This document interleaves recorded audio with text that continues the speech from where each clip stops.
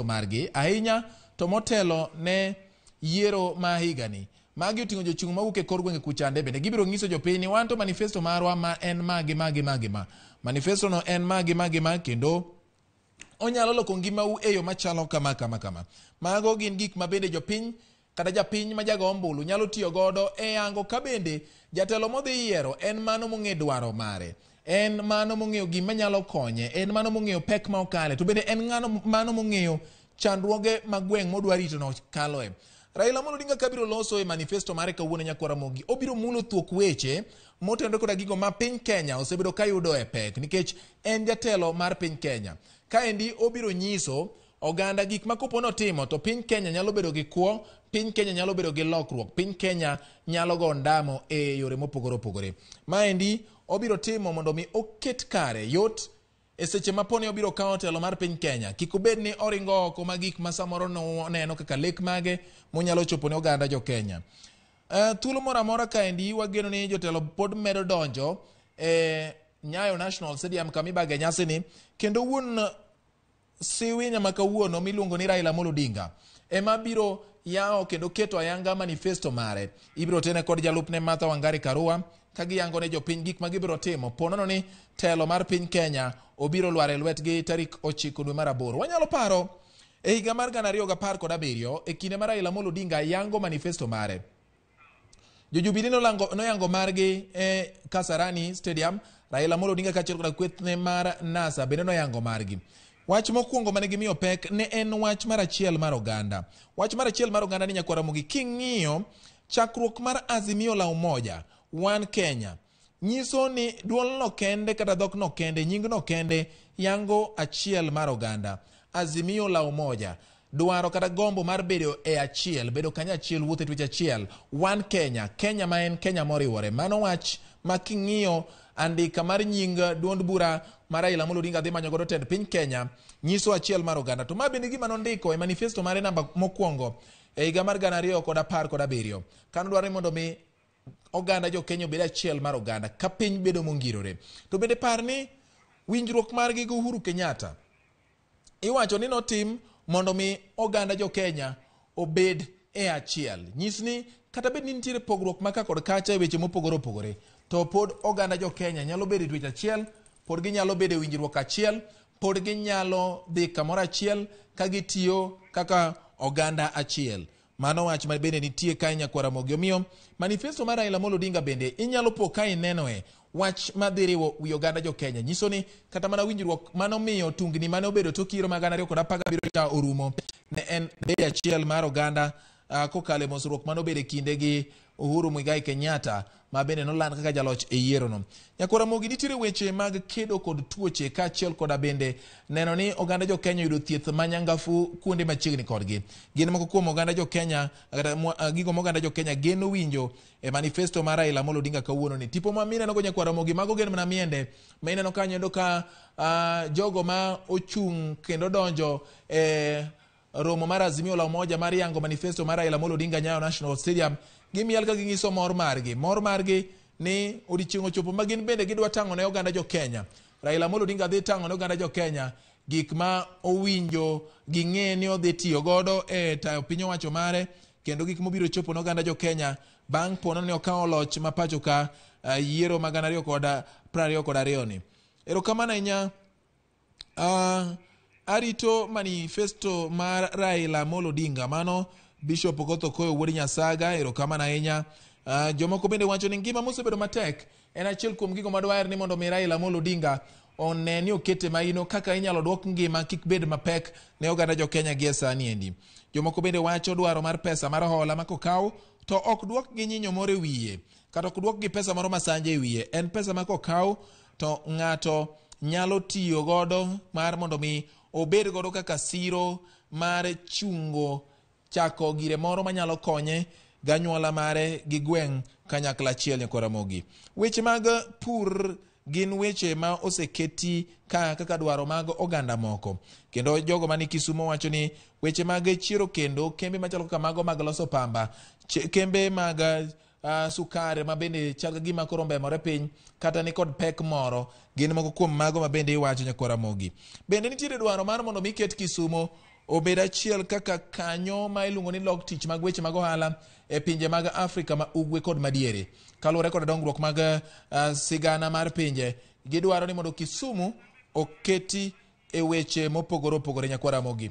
Gin weche mathoth ahinya nyakwara Ramogi mineno kanyo endo tipo mari mar Ramogi medo menyo ni gik mopogore opogore. Wadwa ni mondo mwalosane gi Chris Owino kendo mondo chako lernwa en bende nikech kaka saa medo kwanore, kaka nyiri matindo medo loso second nyakwara Ramogi, kaka second medo loso dakika medo loko seche kata medo loso seche, bende e kaka weche medo nyuolore, kendo kaka weche medo lokore, kendo kaka gik moko bende manyien medo timore. E alap manyayo nyakwara Ramogi gik moko medo timore. Sa mar kayo machiegni bende chopo. Adwa ni mondo mi watudre gi Chris Owino kopo ni winja, ok ang'eyo ni en ng'ano ma in godo manyalo lero no mathoth ahinya kotenore koda gik matimore Nyayo National Stadium. Erokamano, wan kod jotelo mamoko ma bende osemolo kae mar biro mana goyo wang'i e nyasi mar tipo mar neno odiochieng' ma jatend Azimio Raila Odinga biro yango ne jopiny chenro mag dongruok ma Azimio chano chwalo ne jopiny poni Azimio oyudo loch e yiero ma tarik 9 dwe mar 8 higani. Kendo an kod jaod bura ma Ruaraka TJ Kajwang' mabiro lero nwa to en kaka jakanyo mar ODM en ang'o ma ogeno ni Raila Odinga dhi chwalo ne jopiny odiochieng' ma kawuono ko yango manifesto mare machiegni. TJ, kawuono en odiochieng' mar nyasi, ne mana kaka piny otimore tipo, watimo gini mana gotieno. Donge ng'e ni Raila en hono, kendo jok mane ong'eyo kaka thum ni mielo, kolela ni mielo gotieno, omiyo mae mit budho. Mae odiochieng' ma jakom koro nyiso jopiny gi piny ngima ni to ang'ono gini ma sirikande biro timo ne jopiny. Osebedo kowuoyo mang'eny e higni 2 mokalo, to kawuono waketo kalam gi kalatas mondo wasing ne jopiny ni magi e gik mwabiro timo ma jopiny biro holdwa accountable ni magi nwawacho nodhi timo, kopo ni ok watimo dibiro penjwa ni to magi dok watimo. Seche ma wawuoye ni gima lich moloyo ne rahia sani en yo ma ji nyalo yude yuto kod kuon ma ng'ato nyalo chinyo. Winjo wachni? Omiyo wadwa ni wang'e ni to bech mogo, wadwa ni wang'e ni bech chapat, wadwa ng'e ni to bech mchele goganda, weri gi ring'o ma joma umewo kan kama endi wachamo. Wawacho nyoyo ma rahia kete wi mesa. Wadwa ni ka jakomo donjo to okel weche moko gi mbi sama chuok mondo chiemo dog piny, mondo mahuta ma ichiedogo odog piny e yo ma rahia nyalo yudo go thuolo. Kaeto koko wadonje weche mane wasingo, ne wachungo rege ok wanyal chungo nikech rege no ema biro nyuolo piny maber. Wadwa ni mondo kwa donjo ni timoko thum, to koro wanyona rege to e higa ndalo 100 kama waserwako katiba manyien. Wawacho ni wabiro timo weche mag social justice. Baba Care ni en wach malich ahinya mondo jopiny oyud yo ma ginyalo thiedhorego. Mine ma jifungua maternity, wayud yo ma mine nyalo donjo go hospital ma yud rupia ma ginyalo dhigo kucha.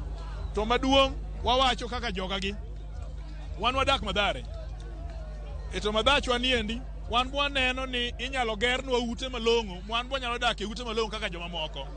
Osetimore e pinje mamoko, osetimore South Africa, osetimore Brazil. Gima ne waonge go en mana telo manyalo chungo ute bedroom ariyo kata achiel mondo jopiny odag gi dignity kaka oganda mamoko. Nitiere chenro mar konyo jomo chando midendo ni Social Protection Fund ma bende jogo makwedo Azimio osebedo ka wacho ni en miyo jopiny handouts. Inyalo lero ne jopiny to ere ka pogruok e kind Social Protection Fund kod handout ma ka osebedo ka wacho kod jomoko? Joma wacho ni gigi handout gin jok ma pok oketo pachgi piny mondo som kaka gigi nyalo.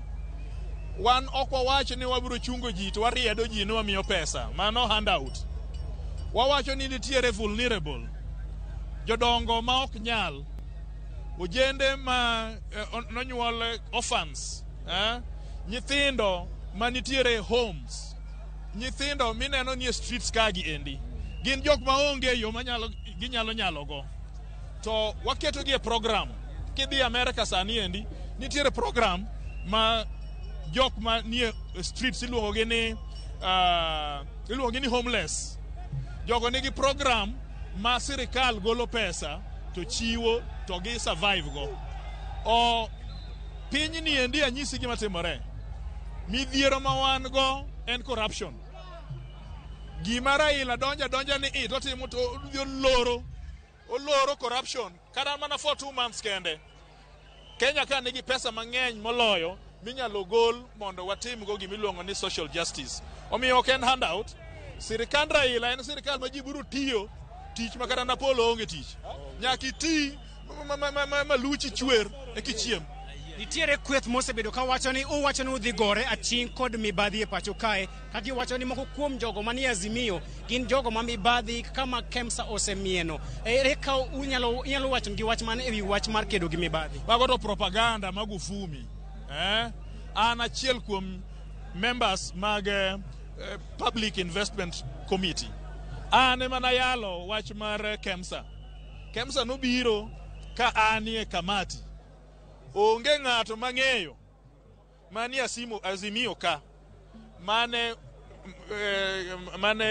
wach mar KEMSA mako uvumi to nitiere ma joka dwani mondo duokwa nikech kwa nyise no jakuolo ma wang'e no jakuolo to wacho ni jok moko kwalo KEMSA omiyo weche mag propaganda to kwa bidonjoe kech kade nitiere weche ma ofuonore de jogo seterie doho odose tergi kuma itere ji ka DCI kata kuma itere ji ka EACC kata kuma itere ji ka DPP jogo dose ndhi ma dikorosegi omiyo uvumi to biro bede mano be mit Kenya nikech Kenya jakuo kwalo to koringo ka aja dogoni huyo osiemo ng'at machielo ne mokwalo to wang'e jokuoge ni gin ng'agene erokamano mheshimiwa erokamano jaduong bati mano nen jaod bura mar Waraka tije Kajwang' mane temo kolonwa mana moko kuom chenro mag dongruok ma ogeno ni Raila Odinga kawuono dhi wuok kendo lero ne jopiny ni poni piny owacho mar Azimio iro telo to dhi keto e tim an kod achiel kuom bende jopiny kakae ma adwaro mondo miwa e pachen to en kaka jalony e weche mag telo en kaka jalony e weche mag telo ere kaka oneno wach mag geno mare ewi telo kata manifesto ma idhi golo odiochieng' ma kawuono geno mari en mane ewi manifesto migolo odiochieng' ma kawuono Yes Chris wan gi geno maduong' e odiochieng' ma kawuono nikech baba kanochako ng'we mar laro kom maduong' mar piny Kenya nomiyowa 10 points agenda kawan Kasarani ei 10 points agenda go nonyisowa maler ni kochopo sama kama to bro ng'injonwa gi matindo tindo mondo wang'e ni sama wuoyo kuom social protection ere kaka idhi time to pesa ni dhi wuok kanye to ere kaka ng'agini mabro yude to ibro time kuom kinde marom nade nikech ok nolero kata ibitime higni 5 ma en e telo gote kata ibitime nyaka chieng' kochakore sama odonje telo koro kawuono manifesto dwa ng'injonwa gi matindo tindo nowuoyo gik machalo free education somo manono wadwa ng'eyo kawuono e manifesto no nikech kowach ni free education to jonyuol kata mana sani pod penjore ni nitie gik matindo tindo ma pod idwaro ni mondo wachule skul ere kaka free bedo free kapod wachudo kawuono wadwa ng'eyo jonyuol kuma untie ubed gi geno ni jakom bro wachonu maler ni en free maromo nade nitie gimoro pod ibro chul kaka nitie moko matindo tindo mikwayo usani koso e tend jakom onge gimoro amora mibro chul kabisa wabro ng'iyo kuonde mane owuoye machalo kaka baba care wadwa ng'e ni kech kawuono samwa wueni nitiere NHIF cover to en okonyo mana joma ondik gi sirikal joma ok ondik gi sirikal ma e joma ng'eny pod ok yud konyruok malong'o ahinya kuom weche mag NHIF to baba care biro keto wayudo konyruok e gik machalo NHIF go kopogore gi joma ondik gi sirikal kende nyaka joma ok ondik gi sirikal Erokamano batimano meshako odede men jalonye weche mag telo ka okolonwa mana moko kuom chenro mag dongruok ma ogeno ni Raila dhi lero ne jopiny. An kod joma wakeini bende adhi penjo gin ka wakeini gin kod geno mane ewi manifesto ma Raila dhi golo odiochieng' ma kawuono. Okay, nyinga iluonga ni Carolina Chieng' Otieno. An awuok e Embakasi North constituency, Kariobangi ward. I'm one of delegates through ODM. An gima odiochieng' ma kawuono mora maonge gima nyalo wacho kendo ni telo ni wadhi kawe mana gi yo moro mar ungwana. Chon chane wanyalo ringo ne wanyalo timo ang'ono ne wanyalo hinyre, lakini telo mar baba mar Ruoth Nyasaye mogolonwa e polo wadhi kawo on a silver platter. En nang'o kaka wagoyo ga kura to kwanwang', lakini kawuono ni wadhi tarik 9 mwagoyo kura wadhi yude e samoromo go mane Nyasaye noketonwa. To gima mora ni tend baba dhi miwa gimiluongo nati nang'owa Sh6,000 kuom jogo maonge go, jogo maonge kod tich. En kaka nyathi kich moro, chiliel moro, jagono maonge gi tich. Koro an mano kende mamora nikech telo mar baba dhi miyo kata Sh6,000 chakimi nyathi moro mawuoyi mochulo gode, mopango gode, nyalo miyo mondo kik ogo ng'ato kata manangeta. Erokamano kapok aduogo iri Bati, an kod jahera mar Gor Mahia kae ma odhi lero wanto gino kaka jogo mohero weche mag adhula kod tuke. Gigeno ang'o e manifesto ma idhi golo odiochieng' ma kawuono kod Raila? Erokamano Chris, mokwongo gima duong' ahinya ni jathuro ma jaluo ni kik omuch Raila kata chiel nindi. Jakom dwaro ni ji wuogo kote mondo jogo ne kura. Nikech mokela ka piyo an Siaya tabiro gi ndege. Koro penjo ni weche mag mpira. Baba en ng'ama ohero weche mag mpira kendo iyudo ka seche maka kata gor gocho to nyaka bi e pap. Koro miyo wageno ni odhi keldo weche mag opira bedo malo, vijana mashinani wabiro golo vijana piny mar gweng' kucha mondo go opira mondo mi ochope national team kokalo kuom telo mar baba. Erokamano Jaro Soja.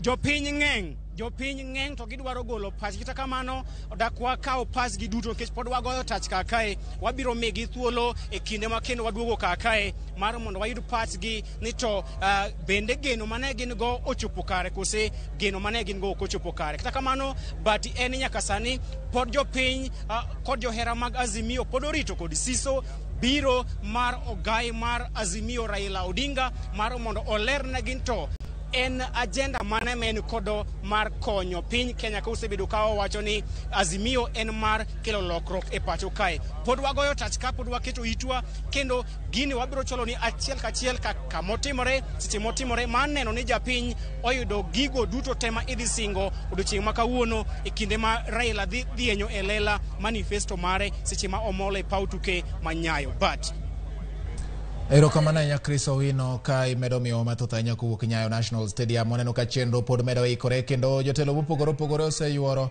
ma wadwa ni mondo mi wabi wamed luwo ane to gin jomage ma medo donjo kanyo. Ikruok chalo nade gie sani endi nyakwara Ramogi mago mana gin tipo kata weche mawuok Nyayo National Stadium kaka winjo ka okelwa kod nyawadwa Chris Owino ka bende jotelo mopogore opogore golo pachgi kuom gigo ma gin bende giparo ni nyalo bedo e manifesto ni. Oganda jo Kenya bende medo golo pachgi kuom gik mane giher mondo bedi e manifesto mar Raila Odinga kata gimoyango ne jo Kenya mabiro nyise kendo biro konye tayo piny owacho mare kopono kawo loch tarik 9 dwe mar 8 mano bang' goyo ombulu e odiochieng' onogo. Wan gi bende ji ma wuok e gwenge mopogore opogore kaka wasnyisi wan kod Kisumu, Migori, wan gi Homa Bay, Siaya kaachiel kod Nairobi kaendi, gwenge ma Mombasa bende pod nitiere ma wabiro medo ng'e mathoth ahinya kuom gik matimore. Nyakwara Ramogi igeno mana koro donjo mar Raila Odinga mondo mi chenro ni ndio chakre, kata kamano kapok odonjo pod nitiere weche mopogore opogore, nitiere weche mamiyo ji mor, miel kod weche maka kod kacha.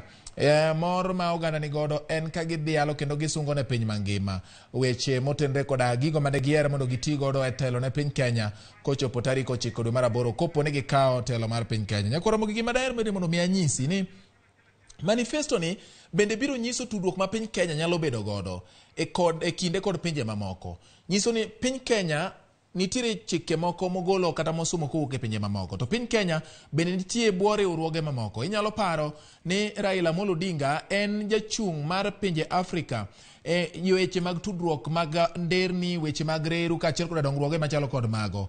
Ma bende nitiere kaka onyalo somo mondo mi okete manifesto mare yore ma nyalo nyayo tudruok e kind pinje mag Afrika koda osiep mabiro nyayo weche bende mag ohala e kind pinje mopogore opogore. Mano bende dipo ka oluomo ei manifesto ni. Ng'ato nyalo penjo ni ma nyalo konyo piny nade? Dhi konyo piny nikech onge piny ma odiedo kar kende. Piny bedo gi tudruok gi piny manyawadgi, gitimo godo ohala, yore mag wuoth kaachiel koda yore mamoko. Maendi nyayo kwe kaachiel kod winjruok kendo gamruok bende teknolojia masani en achiel kuom gigo mariembo pinje e kidienje mopogore opogore. Nyakwa Ramogi, magi gin weche madipo ka ineno e manifesto mar Raila Amolo Odinga kawuono ni, to ok owach ni mage manitiere. Watemo mana lieko moko madipo ka samoro inyalo poko ineno ko wachi miwach ni to kendo ma to owuok dhi konyo wanade. Wayango ni mana gigo manitie kendo kaka ginyalo kelo ber ne oganda jo Kenya. Oganda ywak ni weche mag rem ma onge tije kata tije manok e pacho ka gin gigo mosethiro dwaro mar oganda jo Kenya e chopo lek margi mopogore opogore. To ng'ato bende wacho ni ka Raila wuoyo kata iwuoyo kuom ojende gi joma mine, to jok ma igi osekalo higni 35 gi kadhi mbele gin to ketgi kanye. Mana achiel kuom jalo mawuok Kisumo bende nowacho ni kaber to ng'iye jok machalo kamago mondo mi sama Raila koro dhi yango manifesto margi kaka jo Azimio la Umoja One Kenya giyange ne jopiny ni to jok ma igi osekalo 35 gi kadhi mbele gin tibiro ketgi kanye. Kigirit mana ka gisechopo higni 70 kocha ne ka koro gidhi ni miyogi omenda moro mikonyogi godo mar jogo miwacho ni gin joma igi oseniang' miluongo ni joma igi osechuko kanye. Koramogi amedo mana paro ni kuom ndalo ma IEBC osebedo ka puodhe jochung' madhi laro komten piny Kenya gotiko mag duond buche mopogore opogore. Nyaka gie sani endi oyang jochung' 4 magi gin jok mopuodhi. Jachung' mar 5 nong'ad oko otiko mar dhi e ng'wejno manyo osemiye maniluongo ni Walter Mung'are, kendo koro dong' jochung' 4 kende. Nyakwa Ramogi, jochung' 4 gi gin Raila Amolo Odinga mar Azimio la Umoja ma bende yango manifesto mare kawuono ni, kaachiel koda William Ruto ma bende nyocha nopuodhi chieng' Ngeso. Wan kaendi gi David Mwaure Wahiga ma bende ochung' gi duond bura mar Agano Party, en bende osepuodhe mondo mi odhi e ng'wejno. Ka George Wajakoya bende tinyocha nopuodhi kendo mondo mi en be odhi olar kom mar jatend piny Kenya. Kuom chiegni ji madhi mana 40 gi wiye. Nyakwa Ramogi, ji 4 kende makoro wadong' godo ma luoro moro manobet ni samoro kwan mag jogo ma nying' dhi bedo e otas mar goyo ombulu ne jatend piny nyalo bedo mararieya, ma samoro ka ok ing'e ng'ato malong'o kata kionge gi thuolo tinyalo poke weyo kata go ombulu. Koro sani en gima dhi bedo ma onge. Nyakwa Ramogi, jok machalo kaka Ekuru Aukot gini mar Third Way Alliance gin jok mowit oko. Kemunto gin jok mowit oko. Nyakwa Ramogi, Jimmy Wanjigi kawuono ni endi hape ne okobedo maber e nyima IEBC kendo ng'ise ni en owuon onge gi degree. Wach ma bende nogolo ng'ur momiyo Walter Mung'are bende koro luongi kendo ng'ise ni otas manyo amiyi mar certificate cha ma teri nyaka debe koro wagolo. Mano IEBC. Jofwambo magwa nitiere kor gwenge mopogore opogore. Wantiere gi jofwambo magwa Kisumo, wantiere gi jofwambo magwa Migori, Homa Bay, wan kod gi Nairobi kar kaendi mondo mi wamed liro ni ka waketo e yo minyalo winjo kendo e yo manyalo moko e pachi malong'o ni to wach mar manifesto ni en ang'o. Nyakwa Ramogi, bedo ni Raila Amolo Odinga en jachung' mar pinje Afrika e weche mag tudruok mag apeyini kaachiel koda yore machalo kod mago. Ne waneno e kinde mane gitayo piny owacho mar barua bargi mosenindo Emilio Mwai Kibaki, Raila Amolo Odinga ne iwacho ni achiel kuom jatelo manoketo e tim e kindgi gi Kibaki moko kuom apeyini madito mwaneno sani endi. Bende wang'iyo ni moko kuom magi gin weche manyalo bende liekore e weche mag manifesto mare. Ere kaka apeyini donjo e manifesto mar Raila Amolo Odinga? Mokwongo, apeyini nyayo weche mag tudruok e yore mag ohala.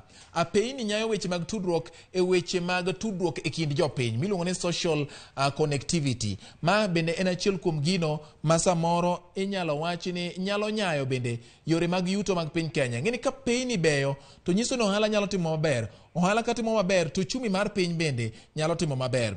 Ka wang'iyo weche mag ojende kod mine, katiba ma piny Kenya ma 2010 manopuodh gi jo Kenya ne yango joma mine kaka achiel kuom mise madito mowinjo bed ni nyayo dongruok mar piny. Omiyo ne ochuog kom mar wakeni miluongo ni woman representative. To ma pok oketi e tim dwaro mar 2 wi 3 mag chike madwaro ni mondo mi kind chwech ariyogi, mano mine gi chuo, yowuoyi gi nyiri, ni kopo ni chwech achiel okawo lemo mang'eny to giring ne 2-3 mag lemogo duto. Nyiso ni nyaka bed ni nitiere 1-3 mar lemogo mowene chwich moro machielo ma yudo lemo mapiny kata matin manok e kinde mag telo.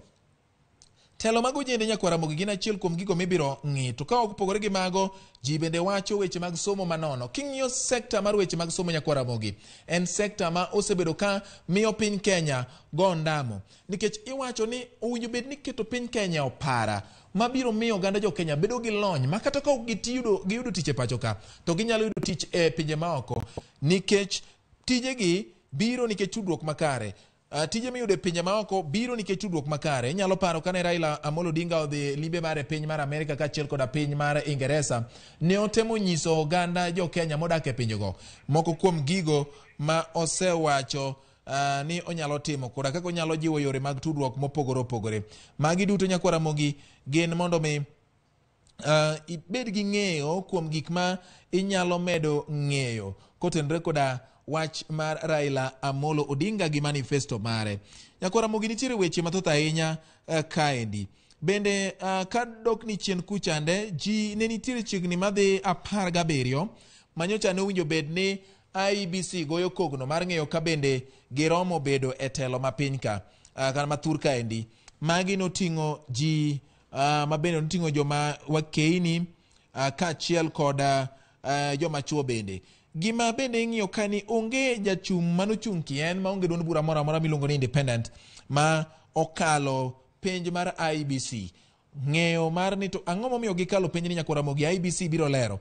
To ka wang'iyo ka mana ji 4 mana ng'isi ka, Raila Amolo Odinga mar Azimio Coalition Political Party ema opuodhi William Ruto mar United Democratic Alliance kata UDA, Professor George Wajakoya mar Roots Party koda David Mwaure Wahiga mar Agano Party. Gin ji 4 ma opuodhi koda IEBC. Joma moko mabende ok opuodhi gi sani kaluwore koda listi kata lai mag jogo ma oketi gi IEBC. Eliud Madhiora Kariara mane ochung' kien ok opuodhi, owit dwaro mare oko. Dorothy Kemunto Nyang'ori mabende nochung' kien bende owit dwaro mare oko. Dr. Ekuru Aukot mar Third Way Alliance Party, IEBC ogwetho gi chien. Gibson Ngaruya Nganga mabende nochung' kien, IEBC ogwetho gi chien.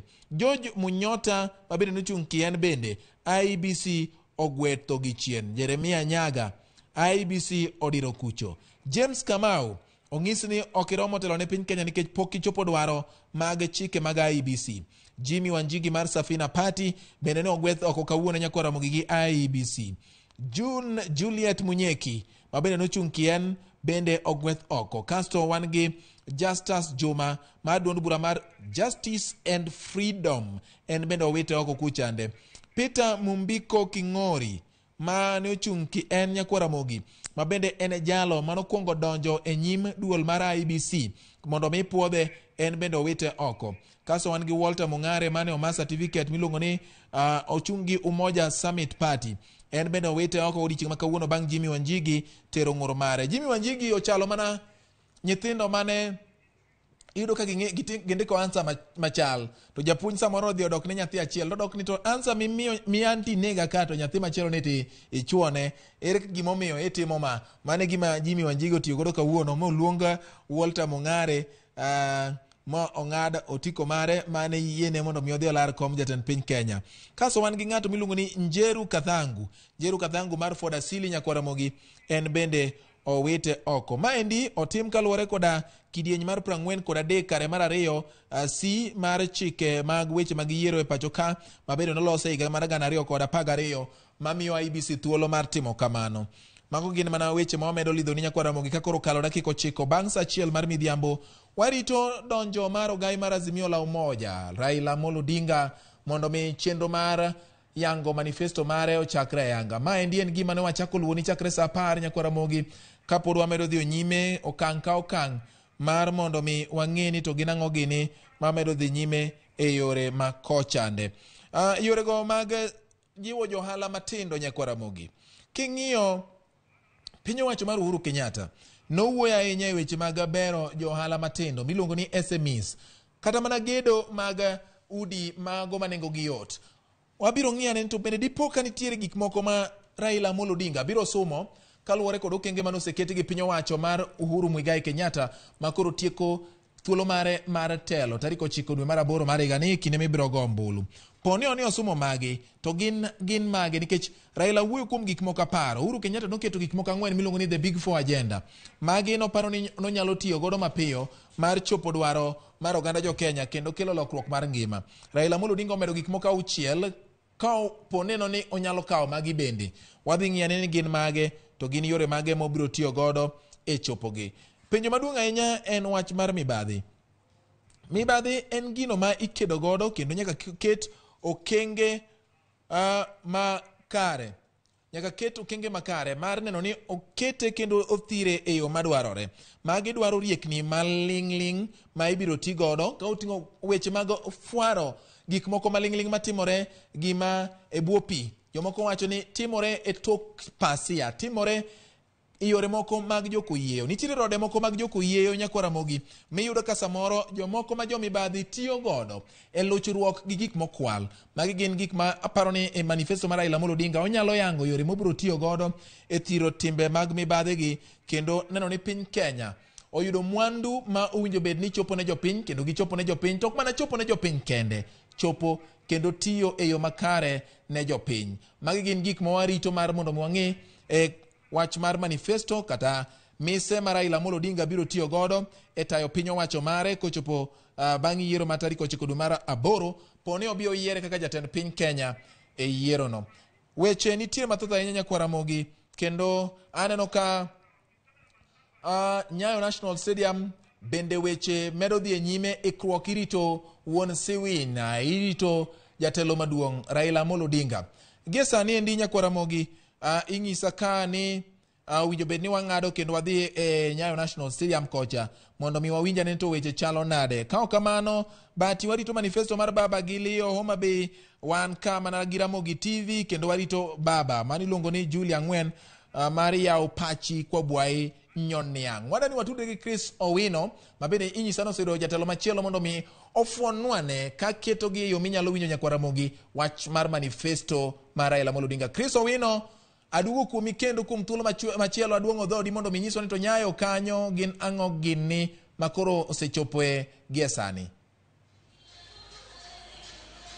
Bati Nyayo kakae weche koro ochiek, weche koro opoto nikech dalili en ni thuolo moro amora kochakre seche gi to jachung' mar Azimio biro molo kakae en biro ma jopiny johera jotelo orito kod siso mana kenyalo neno. Jotelo ose muolo karomgi kendo gisekawo thuolo margi mar bet mar biro mna winjo kendo winjo kod iji kaachiel kod neno gi wang'gi odiochieng' ma kawuono men odiochieng' maduong'. E kakae an kod jaod bura ma Ugunja Opiyo Wandai adhi mana kawo pache to lernwa to jopiny ogeno ang'o kaluwore kod manifesto ma idhi golo seche mabiro.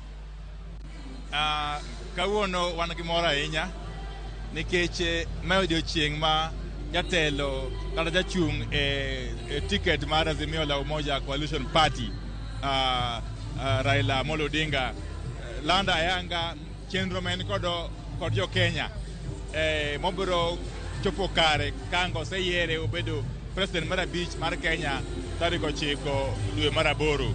Wan gi mor ahinya nikech wan e party kata coalition party mokwongo timo gima kama endi e campaign mosechakore mar yiero mabiro kendo ji obiro kaka rombogi dhano biro kama ng'eny matamore gi nono mokie parties mopogore opogore kendo ji nigi ila ahinya ka gidwa ng'eyo ni to ang'o mantie ei manifesto no madhi konyo jopiny e kit ngima margi.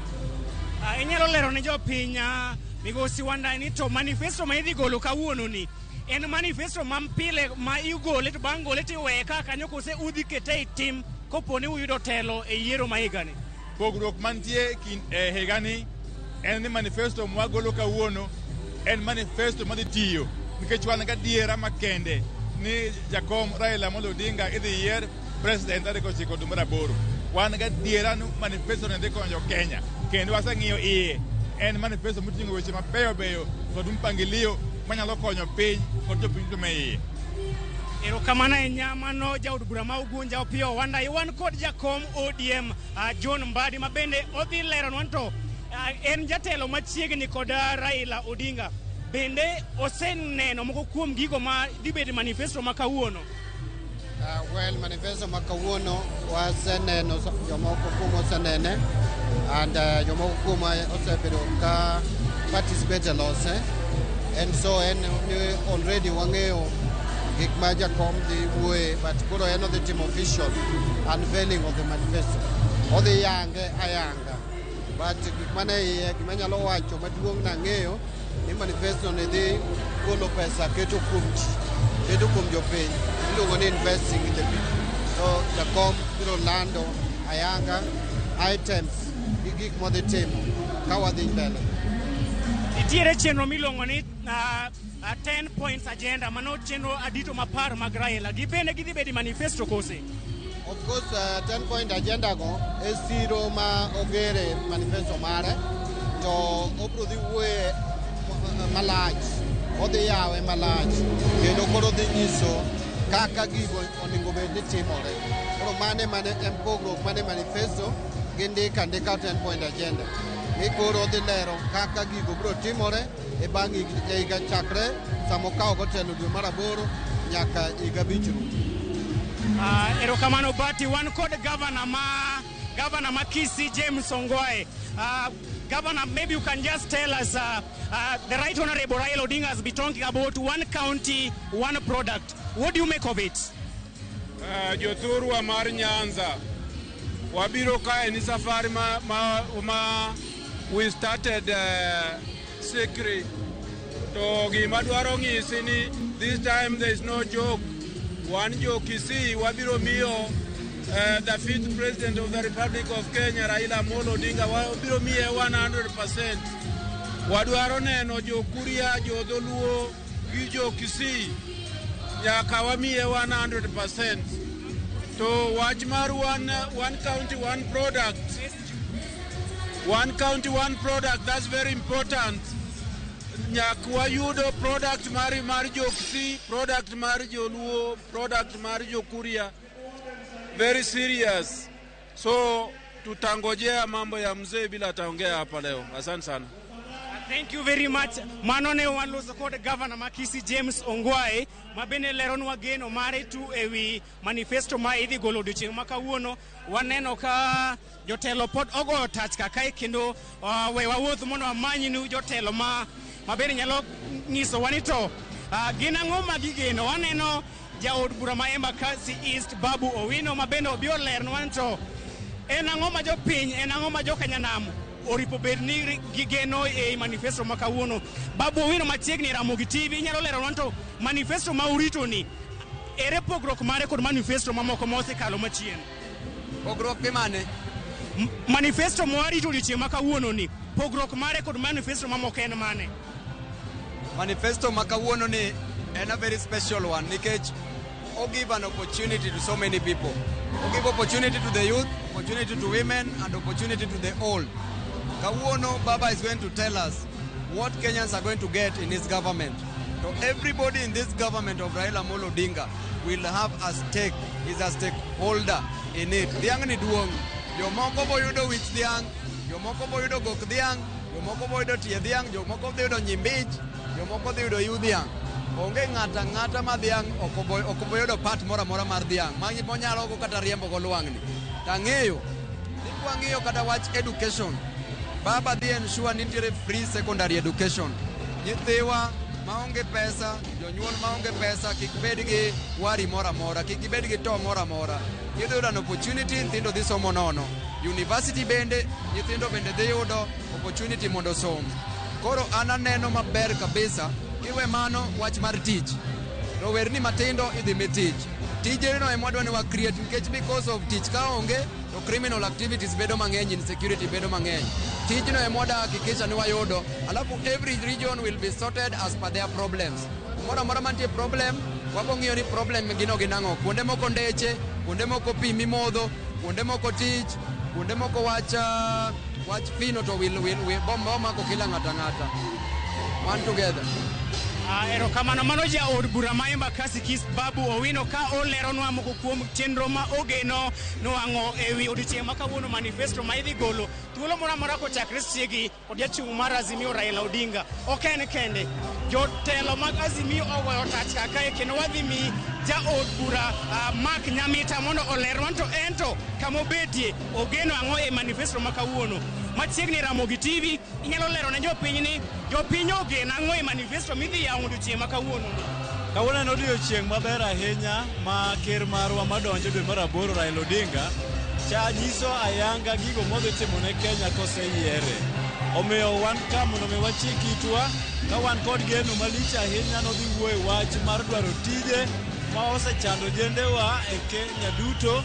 Mar ariyo nodhi wuoyo weche mag gowi ma Kenya oseolo pinje maoko to gi yo monyalo tieko godo gowigo nikech gin gigo maduoko wa chien.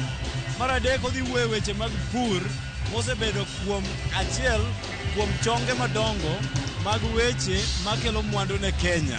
Wang'eyo ni nengo mar fertilizer ni malo, nengo mar nyiewo gigo mag pur machalo tingni achiel kod gik mamoko nengo gi odhi malo.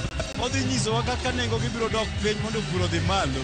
Odhi nyisowa kaka jolimbe mawuok e pinje maoko ma dho ngere dendo ni tourism bende idhi yar thuoke mondo mi jo Kenya oyud welo mang'eny makelonwa pesa e piny Kenya ka. Machielo ma jakom dhi wacho ung'eyo nosebedo kuwe weche mag yore, kaka yore wadhi bedo makare, kaka airport kata kuonde ma ndeke pie dhi bedo makare, kaka weche mag ringe nam kata maritime transport dhi bedo e piny Kenya, kaachiel kod weche mopogore opogore ma jakom dhi kete sinani ahinya odiochieng' ma kawuono mondo nyiswa kuma Kenya ochiko. Wang'eyo bende ni weche mag siasa osekelo thuwa e kind jotelo mopogore opogore.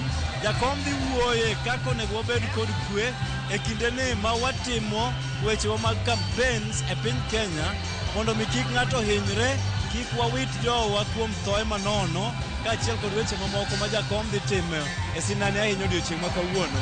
Emomiyo wan ka mondo mi wariti ka Kenya mangima bende obet e TV gi redio mopogore opogore, kaachiel kod Ramogi TV gi Ramogi Radio mosetiyo matek ahinya mondo kel gi jakomgi achiel kachiel mondo wachiki e it odiochieng' ma kawuono. Erokamano wan kod jaod bura maseme Dr. James Nyikal mabende ne otelo ne migawo mar thieth e kinde machon. Daktari, in ng'ano mong'eyo weche mag thieth, en ang'o ma igeno ni manifesto mar Azimio dhi kelo ne migawo mar thieth? Ka waparo nitie chenro mar Baba Care, in ka jalno mosetiyo e migawo mar thieth, ere pachi e wi chenro mar Baba Care? Gima paro nodhi timo mokwongo en ni ng'ata ng'ata matuo onego yud thieth, koda en gi pesa kod onge pesa. Aparo ni yedhe onego yudre osiptal, ma ok idhi osiptal tiamako thiedhi. Onego giket gigo mageng'o tuoche machalo kaka chanjo nyithindo, yudo pi mamiyo ji bet mangima, chiemo mamiyo ji bet mangima, kendo keto chano pesa moro michulo go osiptal ne jogo madwaro thieth ma nengo gi tek to ginyal chulo.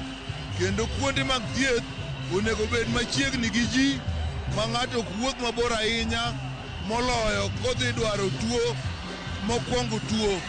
Kendo onego bed ni ka osiptal machiegni kode kidwa ni mondo tere mabor to nitie yo minya terego e osiptal machielo ma ok gole ni en ma mondo odhi odwar kako dhi kuro.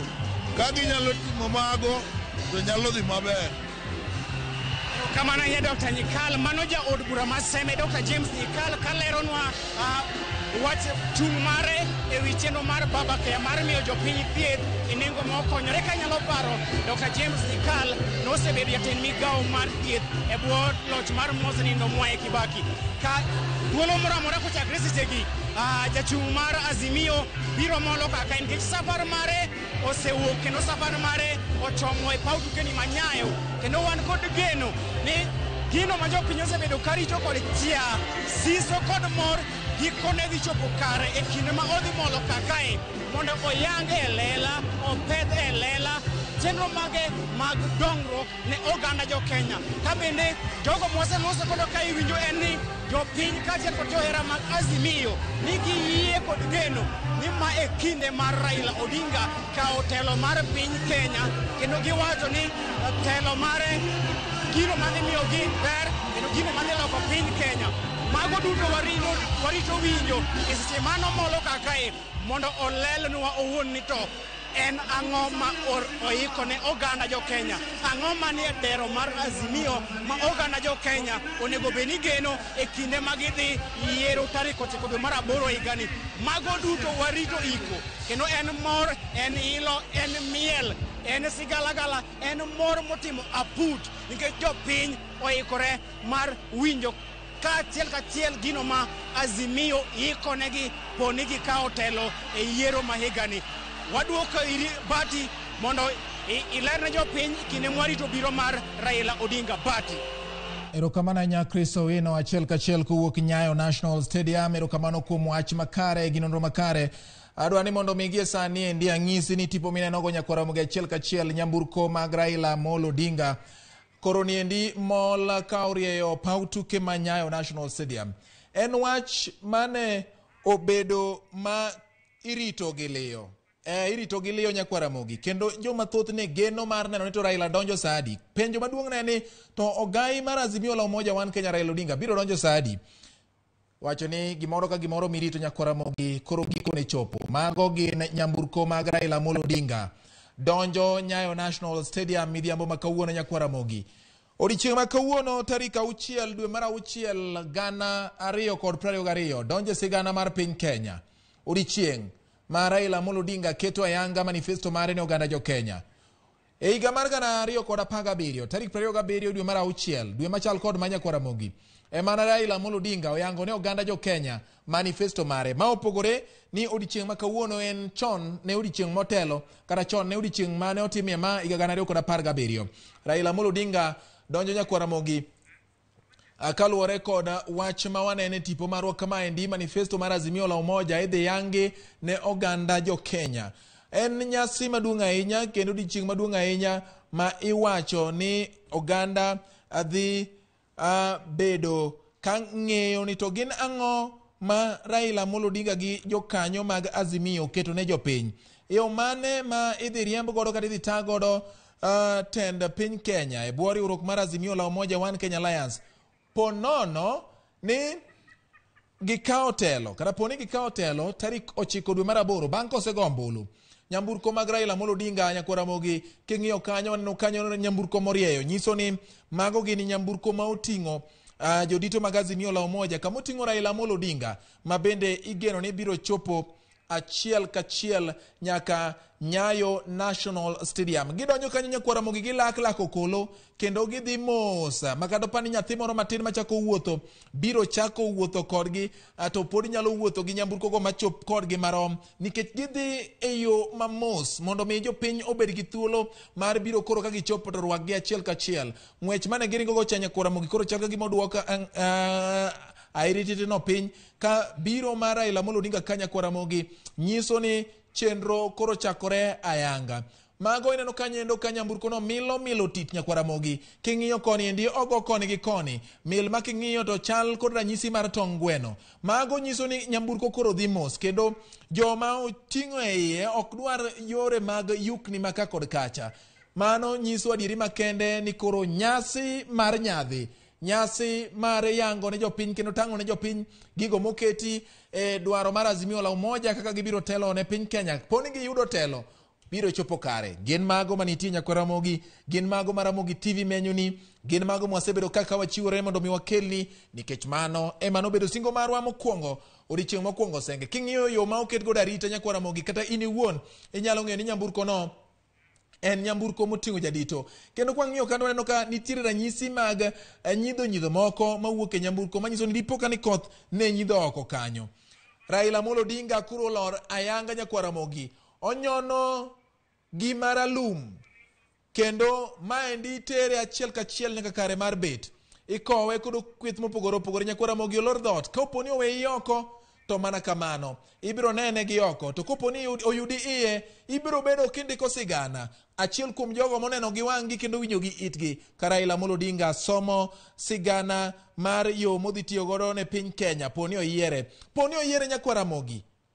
Biro bedo sigana maduong' ahinya ni temo mare mar 5 bang' puodhe odiechieng' mar 5 dwe ndalo 5 dwe mar 6 2022 obedo jatend piny Kenya, ma bende biro bedo jatend piny Kenya ma okwongo yango manifesto mare. Thuolo ni ma jochung' mamoko adek pok oyango manifesto margi ne oganda jo Kenya.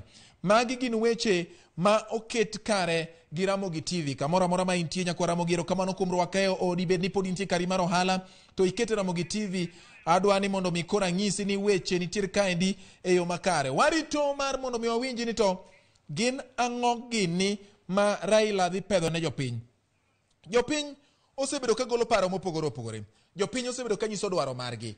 Koro chopo sa makoro Raila Amolo Odinga ema biro kao ting' mar timo mano. Odwa ni mondo mi ateri achiel ka achiel nyakwa Ramogi nyaka e lap mar tuke Manyayo National Stadium. Kawuono biro luonge ni log tich mar Yango, chenro ma Azimio la Umoja biro tayo godo chenro mage e bwo telo mar Raila Amolo Odinga poni gi kao telo tarik 9 dwe mar 8. Erokamano kuom kete Ramogi TV nyaka gie sani wadhi e yweyo, wadhi achiel ka achiel nyaka Nyayo ka anto kora akaw yweyo moro madundo. Nyinga en George Bati. Erokamano ahinya kuom kete Ramogi TV. Hallelujah, katiranga tenda. Hallelujah, katiranga tenda. Yesu tayanje. Tayanje, Yesu tayanje. Tayanje, Yesu tayanje. Yesu mwana wa Nyasaye tayanje. Yesu mulina wanje papa ye. Mulina wanje, Yesu mulina wanje. Mulina wanje, Yesu mulina wanje. Yesu mwana wa Nyasaye mulina wanje.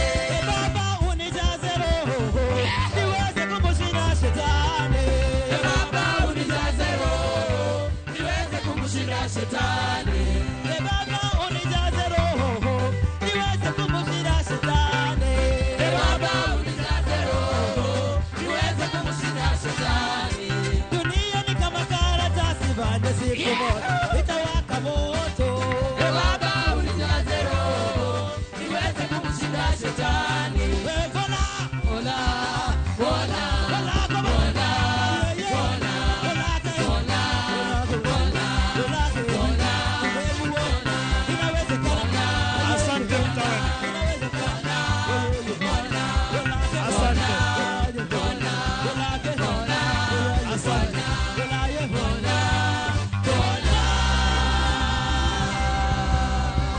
Wananchi wapendwa, kwa sababu hafla hii inapeperushwa katika runinga zote za kitaifa na za kimataifa, watu nyumbani wanauliza ni kwa nini waliokaa mbele hawasimami na kucheza kama wengine.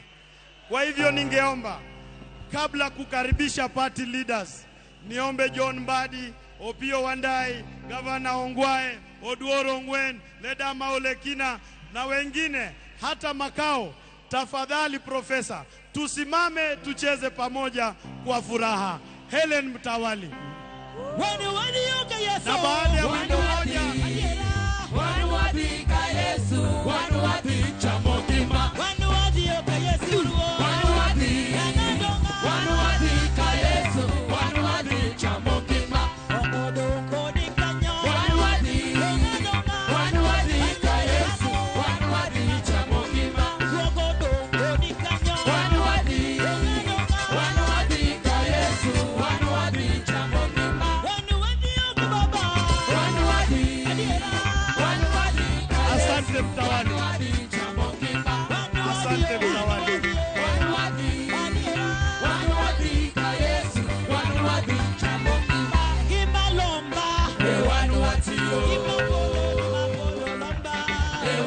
Asante sana.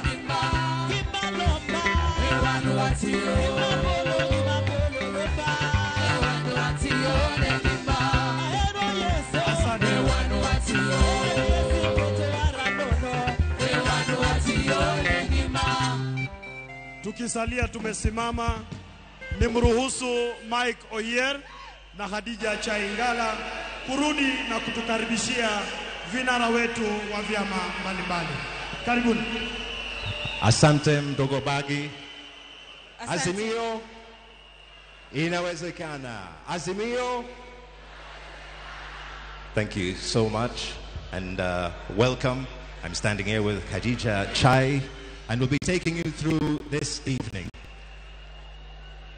We are going to be introducing each of the coalition parties, and as we introduce them, may you show your strength of presence in this hall, and I believe you'll be doing the same at home.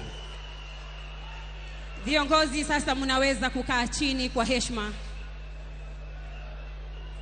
Viongozi tunawaomba muweze kukaa chini kwa heshima ili tuanze ratiba yetu ya siku ya leo.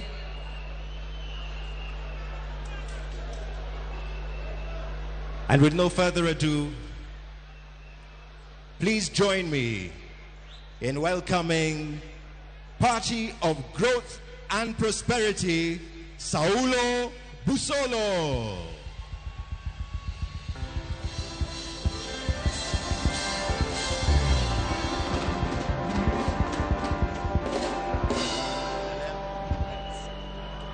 Nitaomba nimkaribishe mwenyekiti wa chama cha United Democratic Party, Mheshimiwa Cyrus Jirongo.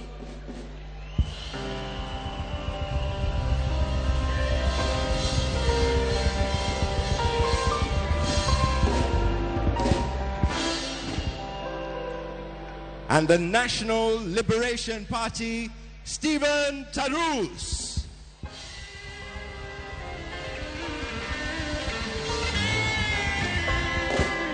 Nitamkaribisha mwenyekiti wa chama cha UPA, Amos Nyaribo.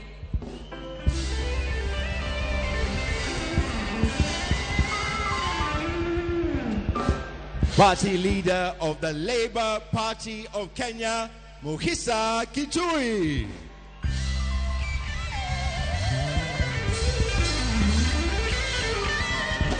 Party leader, Devolution Empowerment Party, Kiraitu Murungi. Let us receive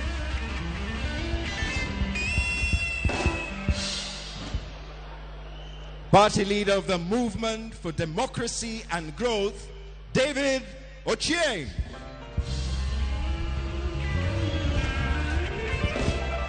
Kiongozi wa chama cha Muungano Party, Kivuta Kibwana.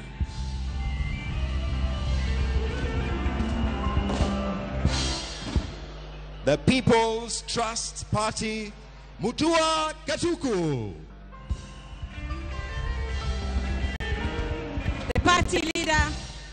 The party leader for Party for Peace and Development, Cyrus Jiru.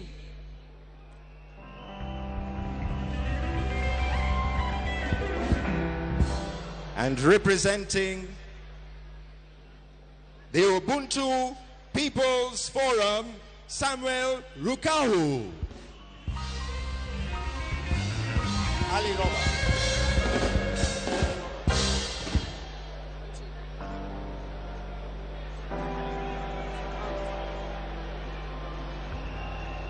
Muniruhusu nimkaribishe party leader wa United Democratic Movement, Ali Roba.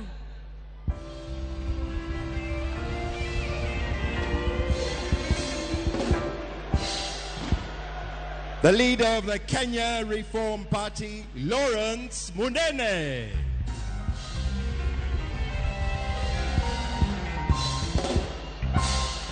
Kiongozi wa chama cha Kenya Union Party, John Lonyangapuo.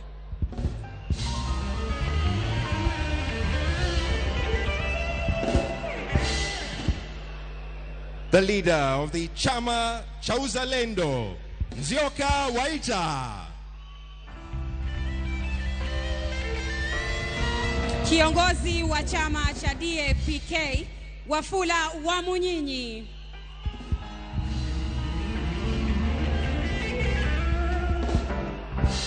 Representing Upia, that's Mr. Wafula Wamdini. Please let us welcome him. Representing Upia, Abdi Nur Farah. Mutaniruhusu nimlete kiongozi wa chama cha KANU, Mheshimiwa Gideon Moi.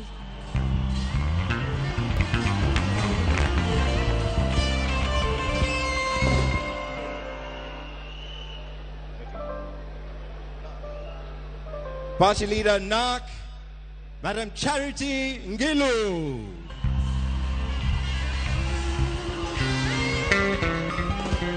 Kiongozi wa chama cha Party of National Unity, Peter Munya.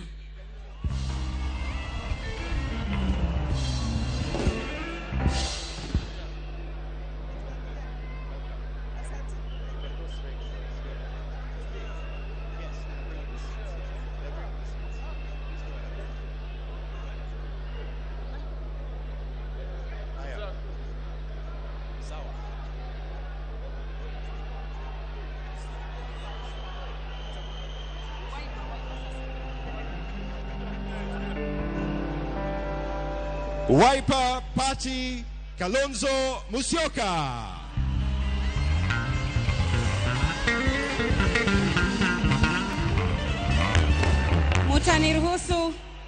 Mutaniruhusu kwa heshima ni muite kiongozi wa chama cha Jubilee, Jeremiah Kioni.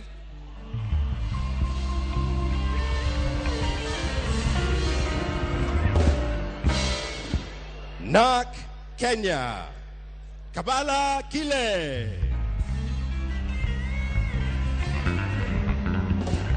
Mutaniruhusu ni muite mkubwa wa chama cha Orange Democratic Movement, Ali Hassan Joho.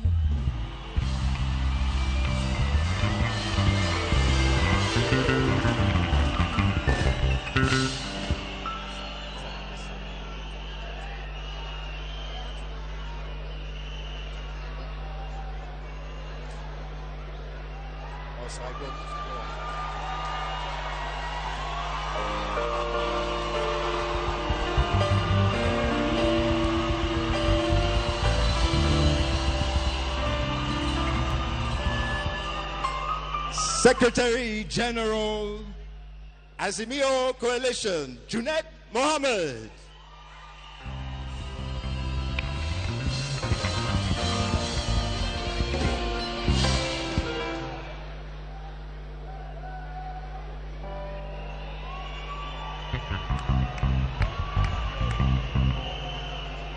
Ladies and gentlemen, if I can ask you to step down from that, to just come on this side.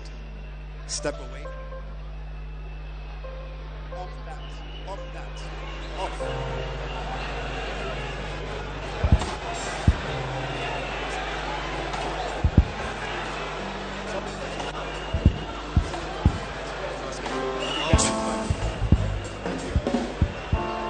If we can move sideways.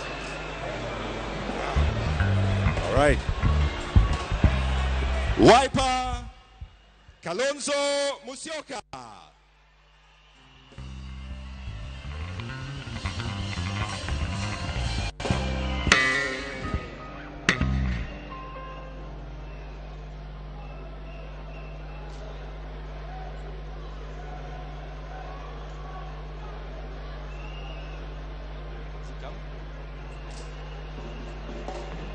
Thank you.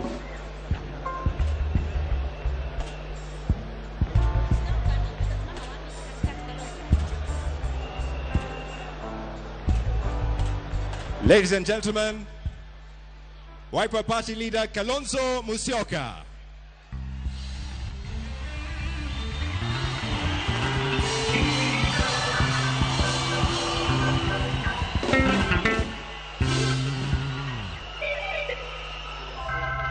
Let me just say something, yeah? And now, ladies and gentlemen,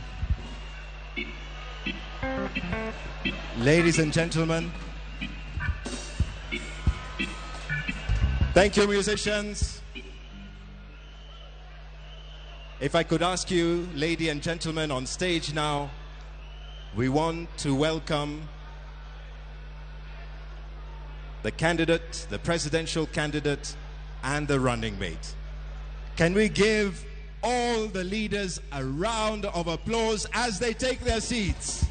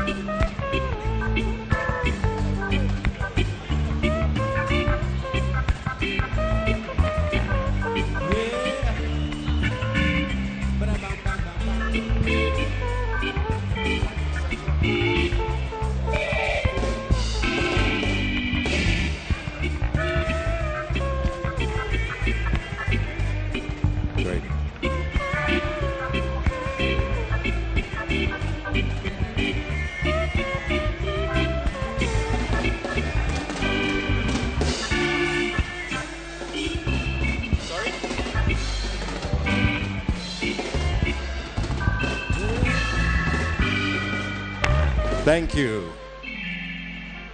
Now, ladies and gentlemen, we're here because it's time for a new dawn. This is the Inawezekana agenda. Ladies and gentlemen. Viongozi mbalimbali wakiwemo viongozi wa chama wa vyama, viongozi mashuhuri, mabibi na mabwana. Ningelipenda kumwalika mgombea mwenza wa urais wa tikiti ya Azimio One Kenya Coalition, Iron Lady Mama Martha Karua.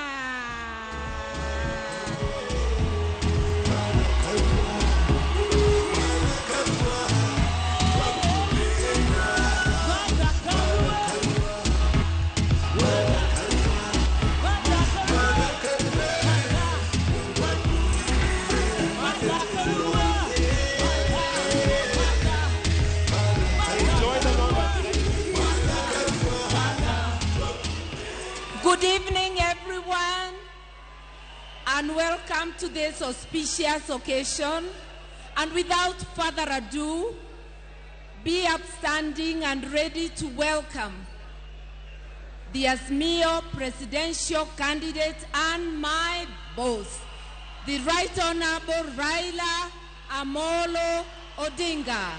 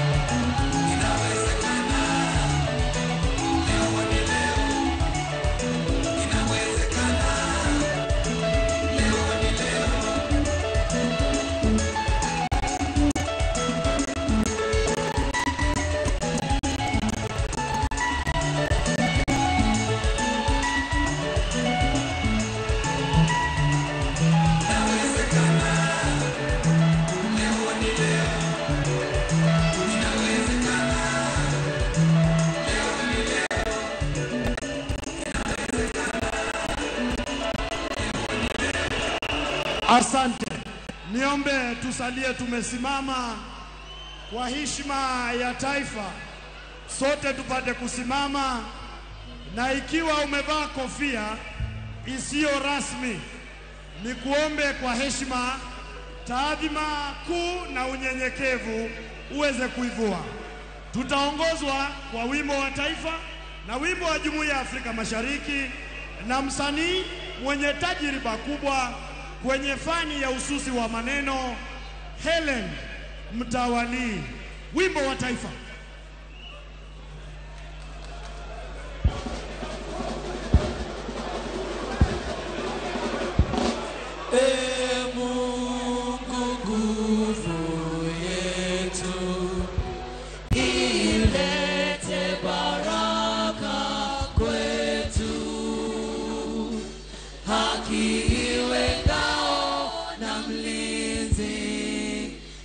Tukae na undugu, amani na uhuru, raha tupate na ustawi. Mungu twaomba uilinde Jumuiya Afrika Mashariki, tuwezeshe kuishi kwa amani, tutimize na malengo yetu. Jumuiya yetu sote tuilinde, tuwajibike, tuimarike. Umoja wetu ni nguzo yetu, inumu jumuiya yetu. Tukisalia kusimama, ni waheshimu watumishi wa Mungu, Shehe Daktari Hassan Kinywa, mkurugenzi wa masuala ya kidini katika kongamano la wahubiri na mashehe nchini, na Daktari Askofu Joseph Olenditie wa Christian Resource Center Gatuzi la Kajiado. Shehe. Tuombeni. Bismillahirrahmanirrahim. وصلى الله وسلم على سيدنا محمد. يا الله أنت تقول في القرآن الكريم قل اللهم مالك الملك تؤتي الملك من تشاء وتنزع الملك ممن تشاء وتعز من تشاء وتذل من تشاء بيدك الخير إنك على كل شيء قدير. O Allah, you are the possessor of the kingdom. You give the kingdom to whomever you will, and you take the kingdom from who you will. We pray at this day, as we prayed for Mwai Kibaki when he was vying for presidency. We also prayed for Uhuru Kenyatta when he was vying for presidency. We are now praying for Raila Amolo Odinga with the deputy president, Martha Karua. Oh Allah, grant them the presidency of this country. We know that you accept our prayer.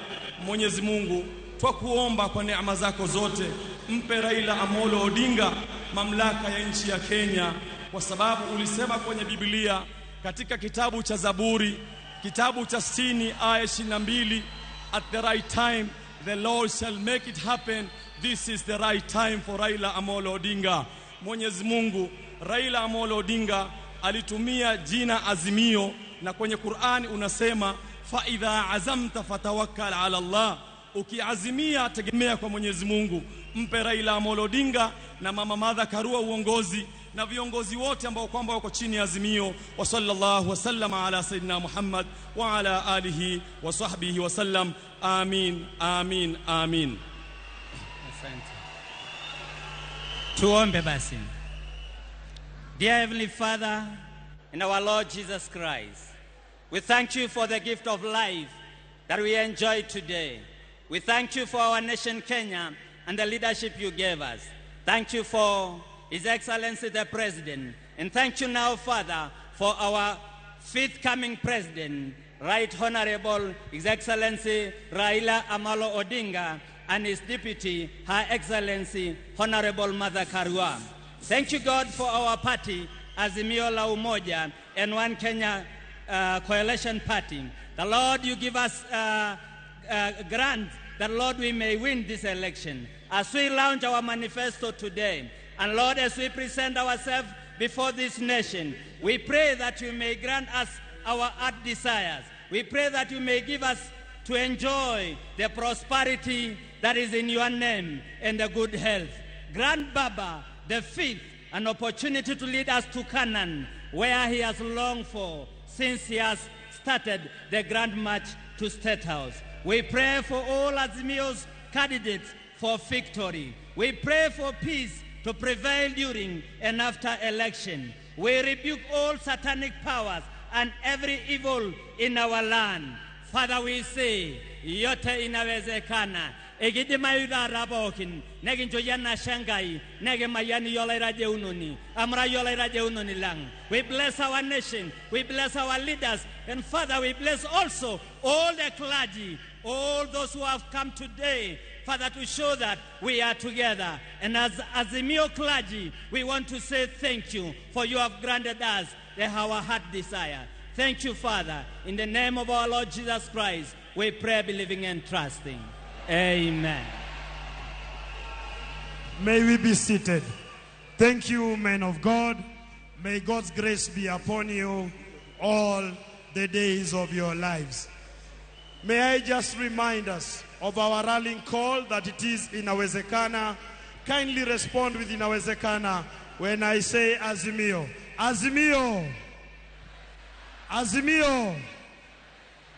Your Excellency, the 5th President of the Republic of Kenya, Engineer Dr. Raila Amolo Odinga, Your Excellency, the 2nd Deputy President of the Republic of Kenya, Honorable Martha Wangare Karua, Cabinet Secretaries present, Governors, Members of Parliament, officials of national government and county governments represented here, members of the Diplomatic Corps, distinguished delegates, ladies and gentlemen. Your Excellency, sir, may it please you that I now invite Mike Oyer and Khadija Chaingala to invite the next speakers to speak to the political journey of Azimio and the policy journey of Azimio. Welcome.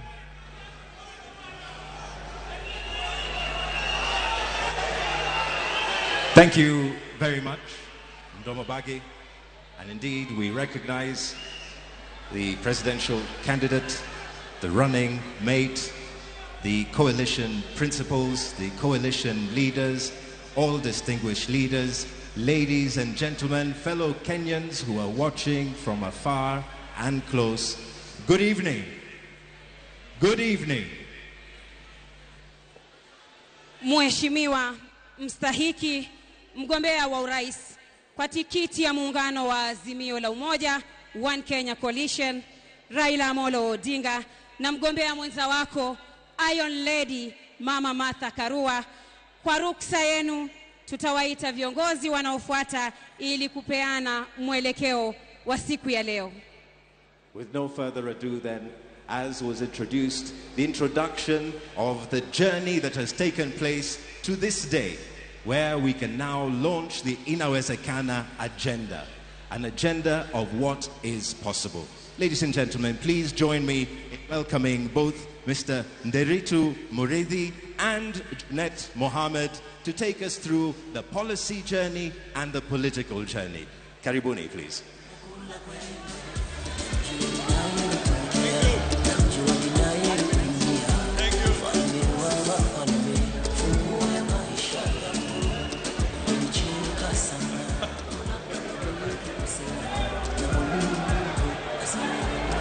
Thank you.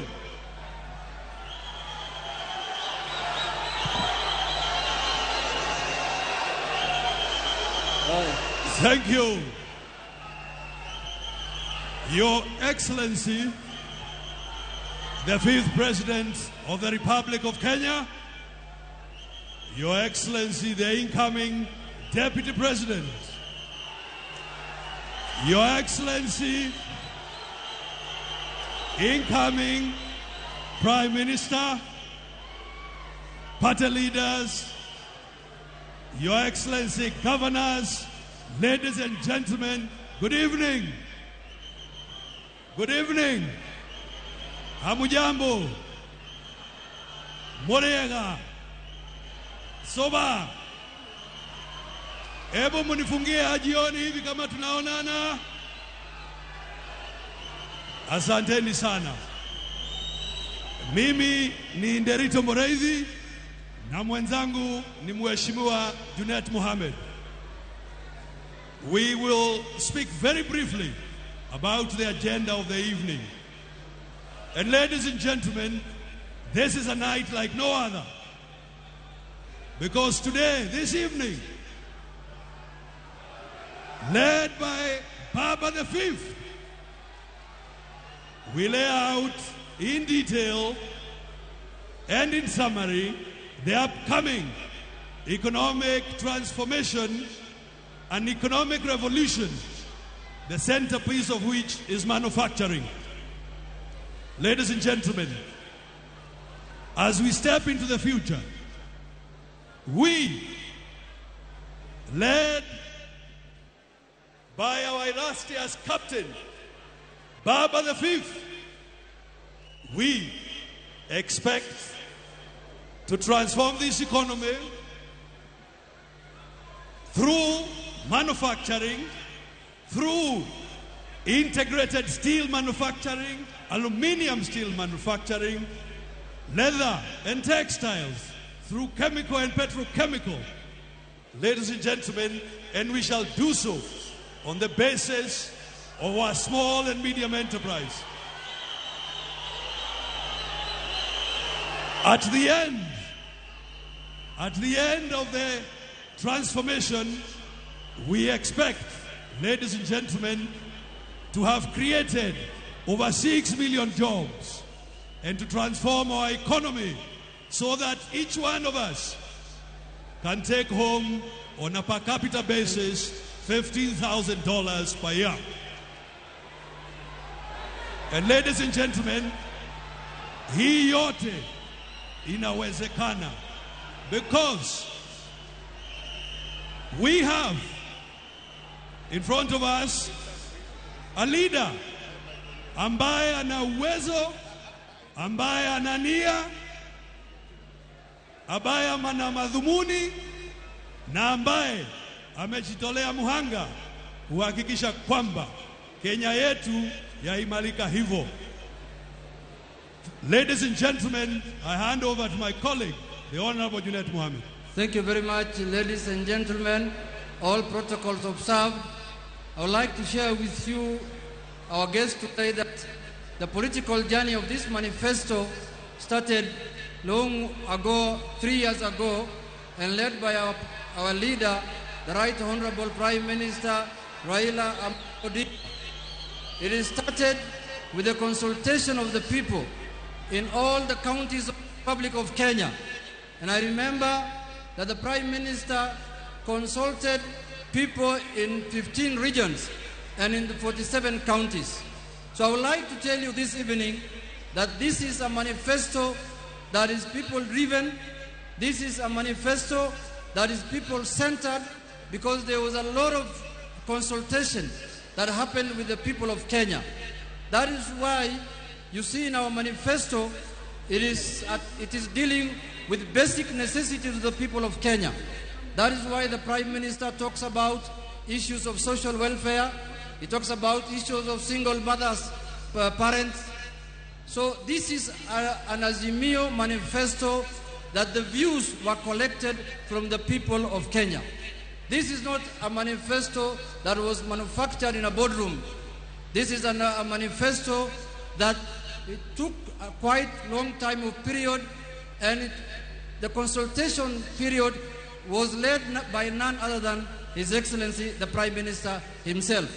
So I would like to share with Kenyans today that for the last 2 years, consultations have been going on in different parts of the country. There were resolutions that were made by different segments of the people of Kenya, religious leaders, businessmen, hawkers, Juakali people, women groups, youth groups. All sectors were consulted in the Republic of Kenya. The difference between us and the other people is that our leader has never gone any election. He has never contested any election without a manifesto. In 1997, he had a manifesto. In 2007, he had a manifesto. In 2015, he had a manifesto. 2017, he had a manifesto. And in 2022, this is the manifesto that is going to tonight for the people of Kenya to know how he is going to govern them, the vision he is carrying for them, the vision he wants to implement for the people of Kenya. And as you know, the journey of our leader has been long. He has made many sacrifices for this country. He's been jailed for 9 years for the people of Kenya, for the sake of the people of Kenya. So his vision is big enough that is going to transform country to first world country, God willing, in the first 5 years of his leadership. So I would like to urge you to support and to read and to look into this manifesto carefully, because it is carrying the aspirations of the people of the Republic of Kenya. Thank you very much, and may God bless you. Thank you very much. Asante sana. I know that at the back of the hall you wanted, but these proceedings are being broadcast not just in Kenya but globally. Kwa hivyo nawasihi tafadhalini sana, ama vile tunasema Laikipia, tapasali, muwe radhi na muangalie katika screen kubwa ikiwa uko pale nyuma na utuoni vizuri. Asante sana. The only right I would like to put is that I know our opponents don't have a manifesto. Please don't copy ours. Don't plagiarize, please. Don't copy our manifesto, please. Thank you very much. Thank you, Junet Mohammed and Derecho Murithi. Please let us clap for them as they take their seats. And with no further ado then, as we go through the Inawezekana agenda, the 10-point agenda, and we will hear more about it. But at this point, we're looking at an agenda that has good people to lead good people with a good governance plan, with good services, good policies, and indeed offering good opportunities for the people of Kenya with a good safety net. Khadija. Kwa ruksa yako, the fifth na naibu wako, nitamkaribisha Honorable Peter Munya azungumzie masuala ya kilimo.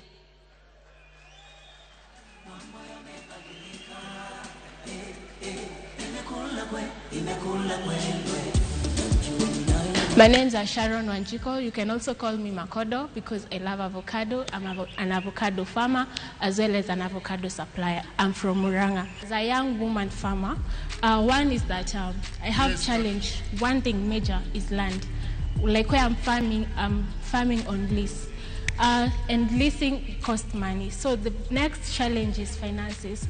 As a young person, I'm just out of school, with parents that are not well stable financially. So you get that you have the passion to do farming, but the finances are not there. But in terms of at county levels, we get some funds, and also from the government. So I'll urge Raila Odinga, as he comes in, to putting policies that have enabled me as a young farmer to borrow money from the government. When we have manufacturing plants in our counties, that means I, as a young farmer, I have a ready market, because I don't have the muscles to get maybe for avocado, I don't have the muscles yet to be an exporter.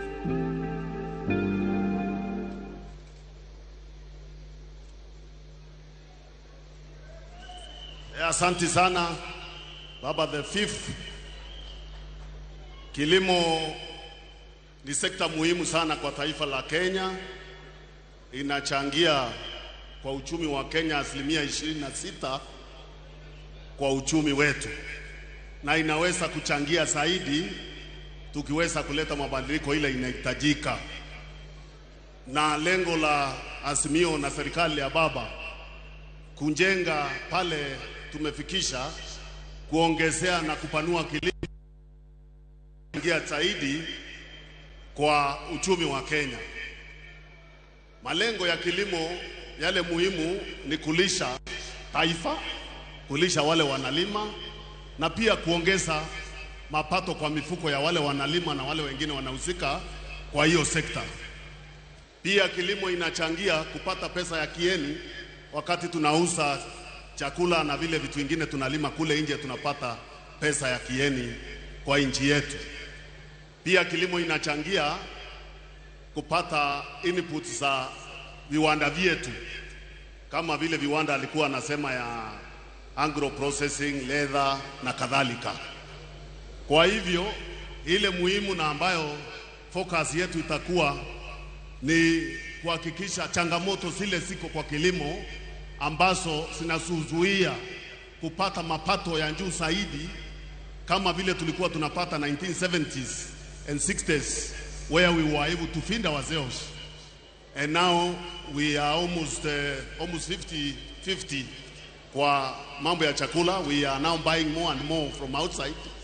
Kwa hivyo kudio na hizo challenges ambazo zinatuzuia, hiyo ndio itakuwa lengo muhimu kwa serikali ya baba, na ya muhimu zaidi kuchangia hiyo mambo ya kudio na challenges hizo. Na kwanza ni kuhakikisha inputs zile zinatumika kwa kilimo siko ya bei nafuu, wale wanalima wanaweza kununua, to subsidize inputs, because that's one of the biggest challenges kwa kilimo: fertilizer, seeds, chemicals. Ile inputs zote zinatumika kwa kilimo zinaenda juu, na watu wale wanataka kuzitumia wanashindwa kununua. Kwa hivyo hiyo, kama baba amekuwa akisema kila mahali akienda, agriculture, hakuna agriculture without subsidies. Lazima tu subsidize kilimo ndio wale wanalima waweze kulima, waweze kupata income, ndio waweze kuendelea na kilimo. Pia lazima tupanue eneo ile tunalima. Tuko na ardhi nyingi ambayo itumiki kwa kilimo. Tuhakikishe watu wameaccess ardhi zile hazitumiki, hasa ardhi za serikali ambazo kwa sasa hazitumiki kwa production, tuweze kuaccess, wakulima waweze kuingia huko. Pia lazima tufanye ile inaitwa modernization ya kilimo yetu. Tuweze kutumia vifaa vya kisasa, tuweze kufanya ile tunaita mechanization, ndio tuweze kuexpand production na tulete efficiency, ndio tuweze turemushe costs ya production, ndio tena tupanue kilimo yetu. Pia lazima tuhakikishe wale wanahusika kwa sekta ya kilimo wanaweza kupata mkopo wa gharama ya chini. Hiyo mikopo iko sahihi, lakini tuipanue zaidi, ndio kila mtu ambaye anahitaji kuingia kwa kilimo anaweza kuaccess affordable credit, aweze kuinvest kwa kilimo. Pia tuhakikishe tumeenda kule tunaisa value addition ya kilimo. Tuache mambo ya kutumia raw material, kuuza vitu vyetu vya kilimo ikiwa vile imetoka kwa shamba. Tuweze kuongezea value, ndio wakulima na wale washikandao wengine wanahusika kwa sekta ya kilimo waweze kupata pesa zaidi kwa mifuko yao, na ndio tuweze kuuza kule nje kwa masoko yale mengine vitu vya kilimo ambayo tumeweza kuongezea value, ile tunaita value addition. Kwa hivyo ile tunasema mambo ya viwanda, manufacturing, sekta ile rahisi sana kuweza kufanya kwa haraka ni sekta ya kilimo, kwa sababu raw materials zetu ziko. Tupanue agro processing, tufungue viwanda vya agro processing kila mahali kama vile imepangwa already huko Naivasha, vingine kule Kisumu, vingine kule Mombasa na kule kwingine kote. Tuweze kupanua hivyo, tuweze kupata ajira na tuweze process, tuweze kuuza huko nje. Changamoto nyingine ya muhimu ambayo inatuhusu sana ni kuona vile tutaleta vijana kwa kilimo. Na njia ya kuleta vijana kwa kilimo ni mambo ya kuleta teknolojia, kufanya kilimo iwe rahisi kufanya, isiwe ni ile ya zamani ya njembe. Iwe vijana pia wanahusika kwa value chain ya kilimo, ndio kilimo yetu iwe modernized. Kwa hivyo kwa kifupi, bila kusema sana, hayo ndio malengo ya serikali ya baba Raila Amolo itapochukua, ikijenga kwa ile foundation already imewekwa na President Uhuru Kenyatta na Kibaki na wale wengine. Tukienda mbele, kazi ya baba si kubomoa. Kuna wengine nasikia wakisema wao wakiingia ni kubomoa, kujaribu kuanza upya. Sisi ni kujengea kwa ile foundation already laid, ndio to leapfrog Kenya into development, building already on what is already existing in the country. Asanteni sana. Thank you very much. Again, a round of applause for Mr. Peter Munya, Honorable Peter Munya. Thank you. Indeed, as he has mentioned, Azimio la Jitihada is what he's been talking about. And Azimio la Ukulima.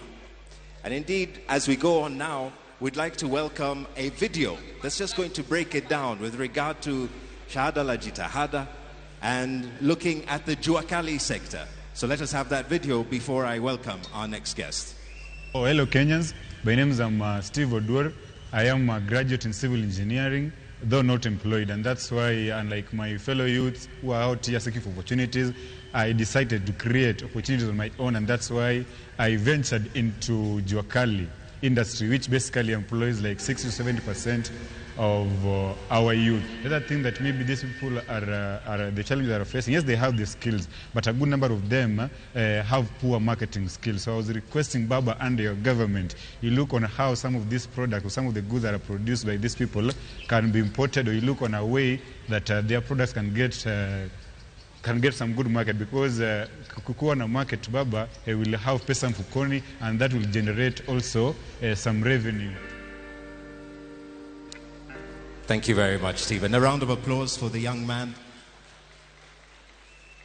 And let us swiftly welcome the chairman of the Kariobangi Juakali Association to talk further, and Mr. Peter Mwena. Karibu. Let us clap for him with a little more enthusiasm. Mr. Peter Mwema, welcome.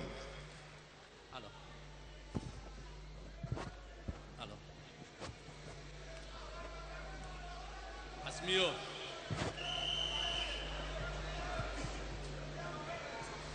Azimio. Thank you very much. My name is Peter Mwema Mudhaka, Shaman Juakali Kariobangi Cluster. We thank you the Lord. The year 2019, we saw like a miracle. On Juakali, 3 clusters, we are requested tuungane na tupewe kazi Fakrot. Na hiyo mambo ilifanyika kwa haraka kwa yule alikuwa ametusimamia Ana Mutai. Na tukaambiwa these Juakalis were Kariobangi, Kamkunji na Ngong. Tuende tuongee na Washaina tukisaidiwa na serikali. Na hiyo mambo ilifanyika, na hiyo mradi tuliumaliza kwa haraka sana kwa miaka 2. So tunaomba Juakali tukiendelea kusaidiwa, because sasa tuko na network ya hawa watu walikuwa wametuandika, wameenda East Africa yote, wanatuitia kazi huko, because ile kazi tuliwafanyia walikuwa nakataa ya kwamba hatutaweza, but wakanjua ya kwamba sisi tuko sawa na tuko gangari. Hiyo mradi imeisha, tumelipwa pesa yetu yote. The contract tulikuwa tumepewa 1 items, tukajaribiwa nao milango yote. Milango ya chuma ilikuwa 7,000, milango ya mbao ilikuwa 8,000 na kuifix yote. Na wa China wakatufundisha vile tutafix kwa haraka, na tukakuwa pamoja tukasaidiana, na hiyo kazi ikaisha in time. Sasa tunaongea, hatukuwa tunajua mambo ya KRA. After 2 months KRA walikuja wakatufundisha vile tutawalipa pesa yao. Tulikuwa na deni yao na tukawaambia tumejua na tumewalipa, kwa hivyo sisi ni walipa ushuru ambao hatukuwa tunalipa ushuru kitambo. Simtupikie makofi. So tuko around hizo Juakali tatu zilichikanishwa, tuko 3,000 members. Na sasa tumeomba Kenya mzima wote tuungane, na tunaomba mheshimiwa rais wetu wa 5 akiingia endelee na hiyo mpango kutusaidia. Asanteni sana. Thank you very much, Chairman Mwema, speaking about the opportunities that are being created for MSMEs. At this point, a very brief interlude before we continue with the other speakers. Mdomo. Oh, thank you, Mike, Your Excellency, sir. Allow me to invite Milka to perform for us a popular song entitled Yesu Tio Talingale. Makofi mazuri. Asante sana. Asante sana. Ikiwa wimbo huo utunzi wake unatokana na tamthilia ya Biblia, wana wa Israeli walipovuka mto Yordani kwenda nchi ya ahadi. Ingawa walishinda, hawakupigana, Mungu aliwapigania. Akupiganie Mungu rais wetu mpendwa Engineer Daktari Raila Amolo Odinga. Michael here kindly may I invite you back to call the other speakers. And even as Michael here comes, may I remind all our speakers to keep it brief, to accommodate all aspects of our program. And as Michael here comes forward, may I, Your Excellency, at this point draw our attention to our screens to watch a video, a short one, on healthcare and the importance of a better one, so to speak. Karibu. Upande ya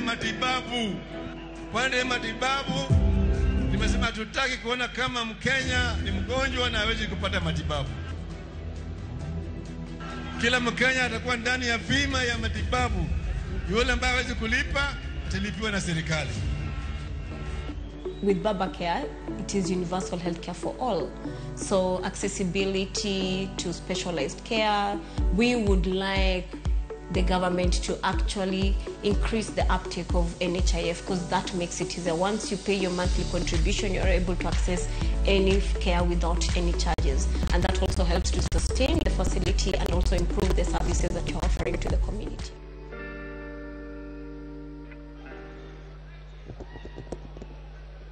Kwa heshima nitamkaribisha Mama Charity Ngilu aweze kuzungumzia masuala ya afya.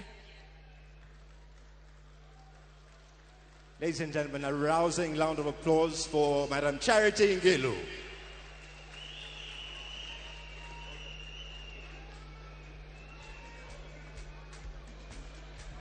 Thank you very much, Your Excellency Raila Amolo Odinga, Your Excellency, our Deputy President, Mother Karua, distinguished guests, ladies and gentlemen, hamjambo. First, Your Excellency, your manifesto of 10 points is really a game changer in this country. When you talk about Baba Care, that is where it begins to build a wealthy and a healthy nation. Your Excellency, it is not difficult, quite honestly, to address issues health. What you have seen in the picture here is just to show that the first thing that we all got to address, and the manifesto addresses it, is to make sure that we prevent and promote better health care for all. That it should not be expensive for people not to afford. And I know with the commitment that you are making in Baba Care, this will be done.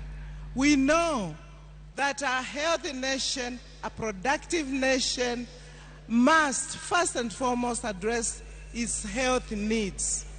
Your Excellency, these issues of health has bogged Kenyans down and have been unable to access better health care. And there can never be a better chance for all Kenyans today to get better health care through your government, Azimio la Umoja, that is coming in. You have committed yourself, you have shown it, you understand it, and we know what needs to be done. That team you are going to put in place needs to understand from the records that we have, 5.7 million Kenyans after the COVID are unable to access health care at all. And therefore, looking at it and the resources available, we need to go to all the health facilities in this country, make sure that we have available drugs, make sure that we have available health workers, motivated, well-resourced, and going there to go. We need to make sure that people understand the importance of health. We need to make sure that women can access better health care. We need to deal with maternal health and infant mortality, health that has bogged down many African countries. The difficult areas to reach can actually be accessed through mobile clinics, and that again is doable. So I do believe with a commitment, ile tumeona baba akiongea, kina mama, watoto, wote waangaliwe vizuri, watibiwe vizuri, because it's a very expensive affair, needs to start at the primary health care level. we need to ensure, and Baba, you have talked about it, that they can be diagnosed in good time. They need to go to health facilities which are near their places. And the Baba Care also is going to take into account what you have told us, that resources for health need to be devolved. The functions have been devolved, but the funds have not been devolved. So once this is done, I'm sure we are going to have proper health care for this country. It is doable, inawezekana, and we are looking forward to having that.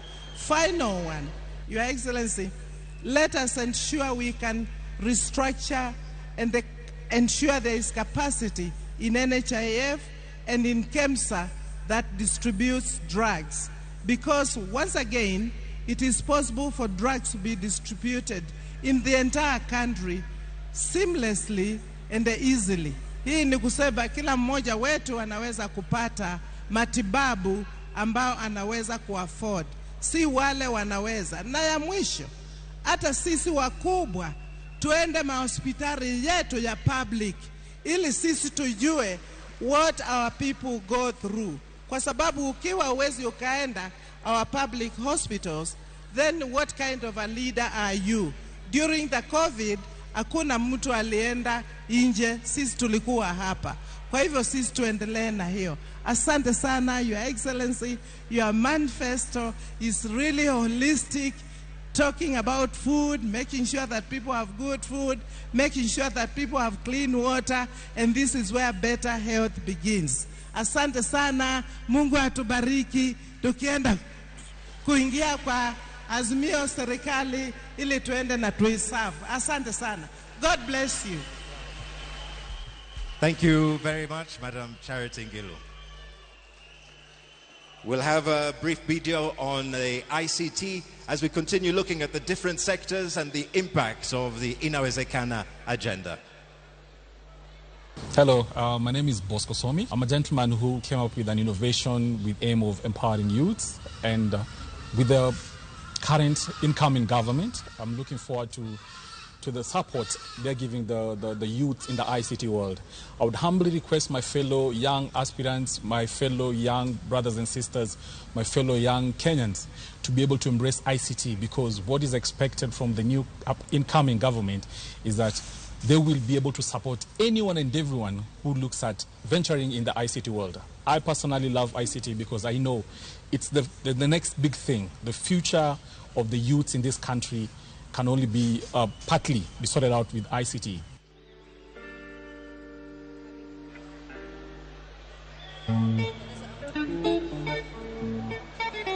Ladies and gentlemen, as you've seen in the video on ICT, we then now welcome a young man to talk about the expectations with regard to ICT. Kindly help me welcome Bright Gameli. Tumpigie makofi akija tafadhali.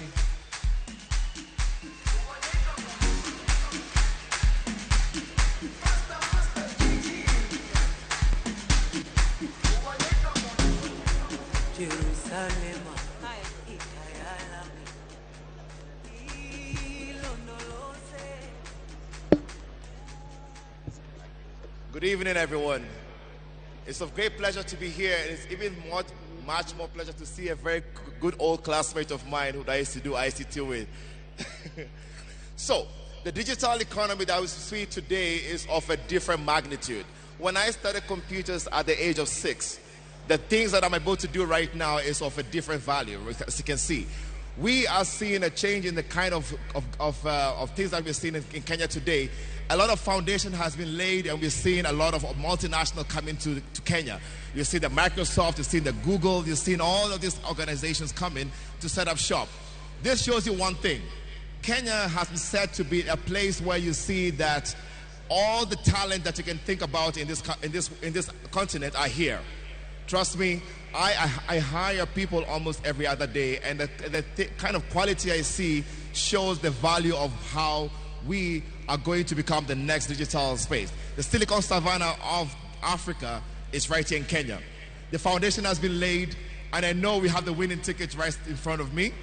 And the next things that we're going to see in Kenya is going to be solving a lot of problems. We have data, a lot of data analytics that is there. You can see the fact that we, in the next few years, with the winning ticket here, we will be able to predict malaria before it happens. We will be able to actually change the way of healthcare, change the way we see agriculture. SMEs, cybersecurity is going to change. And we have all the brains and technology right here in Kenya. And I know that the next government, which is right in front of me, the winning ticket, is going to actualize that.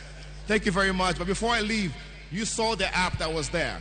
Make sure you download the app, Azimio Volunteer, on Play Store, on Google Android as well. You can download it, get to use it, get to see, can connect with everybody. And you know what? Kenya is the next Silicon Savannah, and that can only happen with the next government, which is right in front of me. Thank you very much. Sote tutizame runinga zetu. Tutaonyeshwa video inayozungumzia masuala ya safari ya kina mama.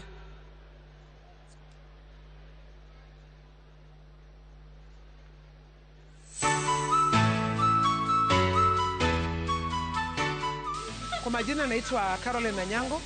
Mimi ni mzaliwa wa Nairobi. Hapa na muuzaji wa samaki pia hapa Kenyatta Market.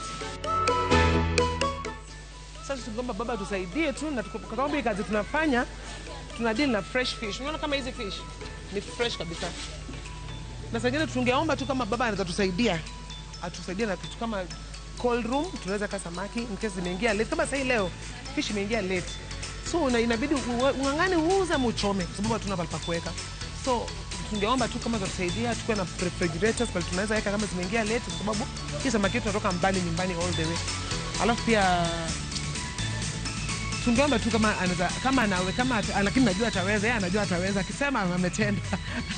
Angetusaidia kama vitu kama hizo samaki tunauza saa hii tunaiuza alafu ndio tunalipa wenyewe. Msipowalipa hawatakutumia mzigo.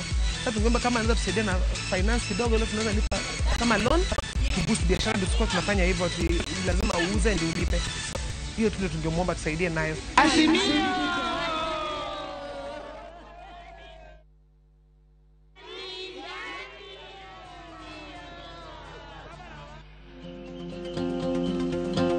Mimi naitwa Joyce Wamboi, nakaa Kangemi, nafanya biashara ya donut. Mimi ni single mother, si ndio? Yaani asubuhi naamka, tuseme ni saa 12 asubuhi.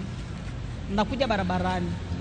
Kuja kupika aiza mandazi asubuhi, jioni donut hizi, niokote kobore. Hii kobore nitalisha familia yangu au nitasomesha familia yangu au nitalipa nyumba. Kwa sisi tuko tunamuomba yani baba atusaidie kwa hilo. Kwa sababu hatuna pesa, hatuna nini. Unaona hii kobore haitafika hata 1000 mpaka jioni. Sasa na watoto wanataka wanywe chai, wale, wasome na wavae. Kweli hii kobore itatosha? Yaani kama angetupa pesa ya kufanya biashara, tukomboe nyumba yetu ya mahali ya kufanya biashara na lesson kitu kama hiyo, tungefurahi pia.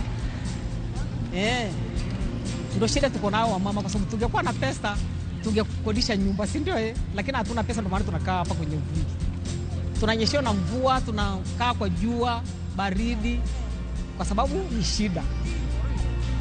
Tungependa pia sisi maisha mazuri, lakini ndio hatuna uwezo huo.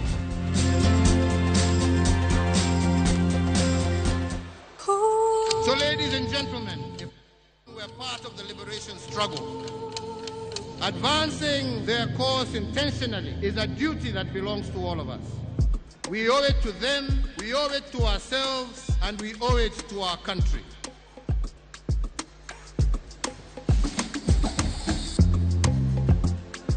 Despite their obstacles, the women of Kenya have been carefully banding together, empowering themselves and making careful incremental steps along the moral arc towards gaining their justifiable places in the larger responsibilities of our society. In our political landscape, our women leaders have been some of the most consistent and visionary, dedicating themselves to daring ideas that were ahead of their time. In August of this year, if it is the wish of the Kenyan electorate, we have a chance of electing a woman and shattering the glass ceiling by assuming the second highest office in the Republic of Kenya. The women of Kenya are worthy, and they have been for a long time, even though it's been quite the journey for our whole society to embrace this.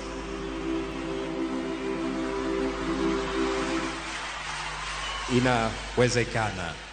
Azimio la ugatuzi, azimio la jitihada, azimio la kina mama, azimio la ukulima, azimio la viwanda, azimio la wananchi, azimio la uwajibikaji, waste not a single child, maji kwa kila boma, Baba Care.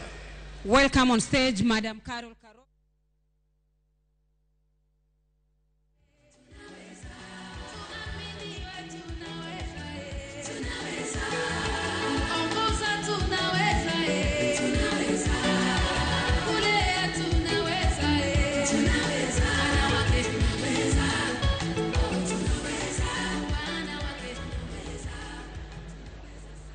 I thank you very much. Our incoming president, the Honorable Raila Amolo Odinga, your lovely Deputy President, Honorable Mother Karua, ladies and gentlemen, hamjambo, Azimio, inawezekana. Ladies and gentlemen, this year we are confronted with the most momentous election of our time. Momentous because for the first time in the history of this nation, the women agenda is truly and honestly on the table. We know this for a fact because a few days ago, Honorable Raila Amolo Odinga nominated a woman, the first woman in the history of this republic, to be his running mate and the incoming Deputy President of the Republic of Kenya. We are also confronted, ladies and gentlemen, by a very definitive election, an election that will define the moral fabric of this nation, an election that helps us choose good from bad. On one side, we have the conformists. On the other side, we have the reformists. On one side, we have those who pardon and perpetrators of corruption. And on this other side, ladies and gentlemen, we have those who genuinely have fought corruption for this country. And therefore, ladies and gentlemen, for me, it is very easy. It's between the good and the bad. It's between the future of this country and regressing this country. Let me say, women of this country have been part of the struggle of this country from pre-independence. We pay tribute to those women you have seen on the streets and those you have seen on the screens, and we want to assure you as the women in leadership today that the efforts of the women whose shoulders we stand on will not go in vain. Let me take this chance to really appreciate women who have taken the chance to get into elective office, because the last election statistics are showing us we were only about 25%, and we know for sure that this year we will have more women in public offices. Allow me to appreciate women like Gladys Wanga, who is vying for governor. Women from the north like Fatuma Gedi, who has put her heart in the ring. Priscilla Nyokavi from central Kenya.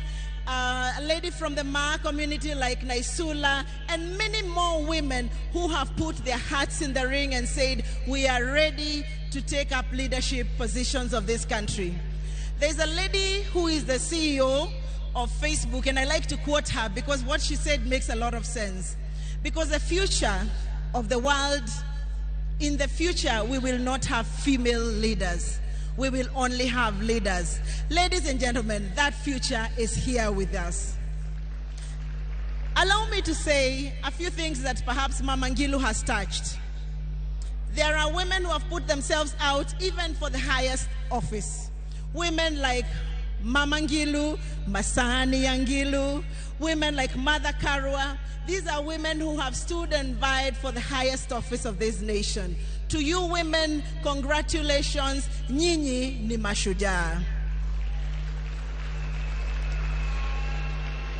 Allow me, as I finish, to say that the journey of women in this country goes beyond the women you see up here. It goes beyond the women you see in platforms. For the Azimio coalition, and because I have had benefit to look at the manifesto, I want to assure this nation that in Baba's government, matters of the women in the grassroots are at the heart of the Azimio coalition. I will tell you without a shadow of a doubt, a woman who has no access to health care is a woman who has been indignified by her nation. A woman who has no access to education for her children is a woman whose nation has indignified her. A woman who has no access to clean, safe water is a woman whose nation has indignified her. And I want to thank Baba and his team, because under Baba Care, we are sure that there will be primary health care to go into the grassroots woman, to help the women in the grassroots.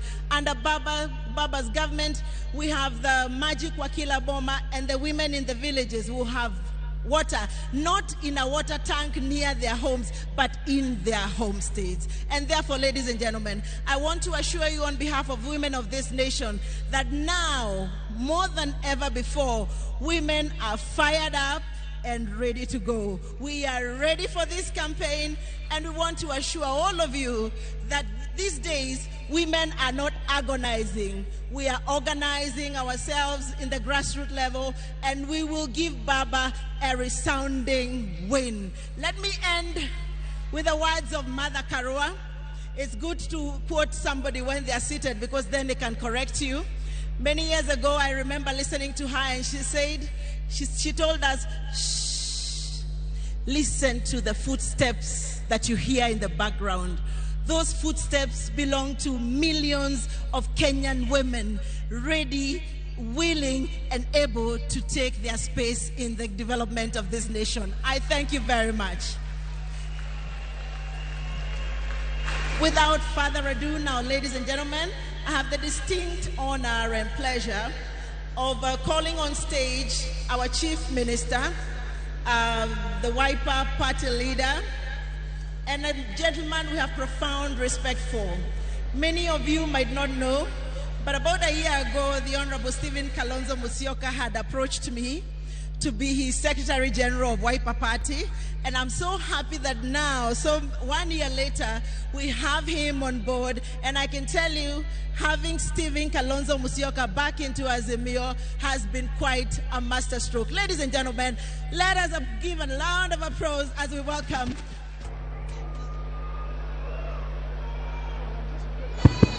Wow. My brother, Raila Amolo Odinga, our presidential candidate, and my sister and fellow senior counsel, Mother Karua. What a powerful ticket.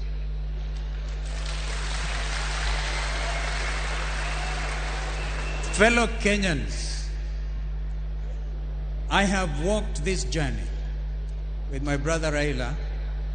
In 2013, we launched the Code Manifesto, and in 2017, we launched the NASA Manifesto. But I must congratulate you. This is a 5-star manifesto arrangement. Therefore, right from the word go, I pledge my full and unequivocal support. We have an election to win. We cannot play around. Our country is at a crossroads. A crossroads. We had an occasion like this in 2007, and we almost lost our country. This time, Raila Odinga wins in round 1. And therefore, I'm calling on Kenyans to seize this moment. Please seize this moment. Love your country. But also allow me to pay tribute, because you're going to ride on the shoulders of a man who is agreed to hand over the reins of power, a very rare thing in Africa. I'm referring to my brother Uhuru Muigai Kenyatta, who is already ready to hand over. We have seen many conflicts in Africa, many conflicts. But this one now, with this launch of this manifesto, Brother Raila, you have nothing but a big win on the 9th of August. But as I say, we have to come out. Every person must make it that this is their manifesto. On my part, I know we are going to work 24 hours. The very fact we are launching this manifesto at this time of night shows that this country is ready for a 24-hour economy. And so, we also want everybody, no Kenyan will be left behind. I know there are people who have characterized my brother whom I know so well. And this is why I know there are clergy in this country, the faith community, Christians, Muslims, who are going to say the Christians for Raila Odinga, so that we can also demystify what has actually gone out very erroneously. And I know there are today, for example, 100 bishops and pastors attending this event, thanks to your invitation. Ndugu yangu, mimi sina mengi. Najua kwamba ushindi tunao, lakini lazima tujitahidi. Kila mmoja wetu hapa aweke kando tofauti zozote zile za misingi ya pengine vyama vyetu, and know that under Azimio la Umoja, One Kenya, for the first time we have a coalition political party. And this is tremendous. Therefore, I'm going to ask that we all really hold hands. Kenyans in the diaspora, in the region, Kenyans who give in so much money, and I know that is in your manifesto, the billions that they keep on remitting home. We want every Kenyan to make this nation greater than any other African nation. And that is going to happen under the leadership of my brother Raila and my sister Mother. I again pledge to fight for you like a buffalo soldier. And I will run everywhere. And I will not sleep until you become, you know, you are doing it, my friend. You have run 5 times. 5 times. Look at how God has arranged it for you. You have run 5 times, and you are going to be the 5th president of the Republic of Kenya. May God give you the energy. Kenyans, let's rise on to the occasion. And now, my sister Mother, karibu. Karibu sana, mkaribishe ndugu yangu Raila. Mimi nimemaliza yangu.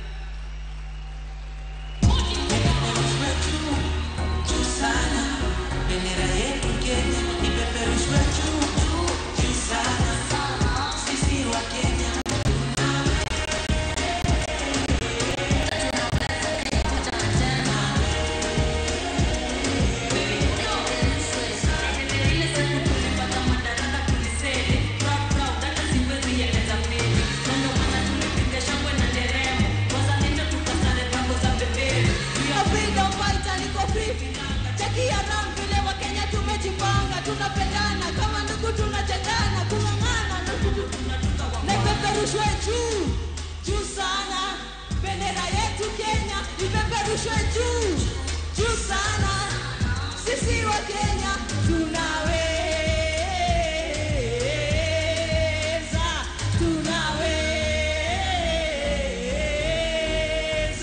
ipeperushwe juu. Asante sana. My captain and the Azimio flag bearer, the Right Honorable Raila Amolo Odinga, brothers and sisters, and all protocols observed. Inawezekana. What a magical word, which I hope each one of us can internalize and believe in, because it's a very simple but powerful word or phrase, if you like. It gives us hope. it reminds us of possibilities, of what is possible. 1 year ago, this would have seemed impossible. But if the last few weeks, last few months is anything to go by, we know inawezekana, it is possible. Tonight, we share in this belief and yearning for a better tomorrow as we unveil our manifesto, our promise, our commitment, and assurance to Kenyans that the Kenya we want is possible. Inawezekana. Tonight is about a new beginning. It's about restoring dignity to all Kenyans through health, education, economy, and it's about leaving no one behind. It's about an inclusive society. It is about getting the necessary attention and resources to change the lives of all Kenyans. It's about an inclusive and holistic approach to governance to ensure that the young, the old, male and female, formally or informally employed, rural or urban, have a say in the stake of the land. It is also about laying the groundwork for the legal and administrative framework necessary for the realization of our aspirations. It's about a country built on the rule of law and good governance. It's about a country where citizens are not only equal before the law, but are equal indeed and in the way they are treated. Most importantly, it's about integrity and the prudent use of public resources to ensure that efficiency and effective public service delivery is available for our people.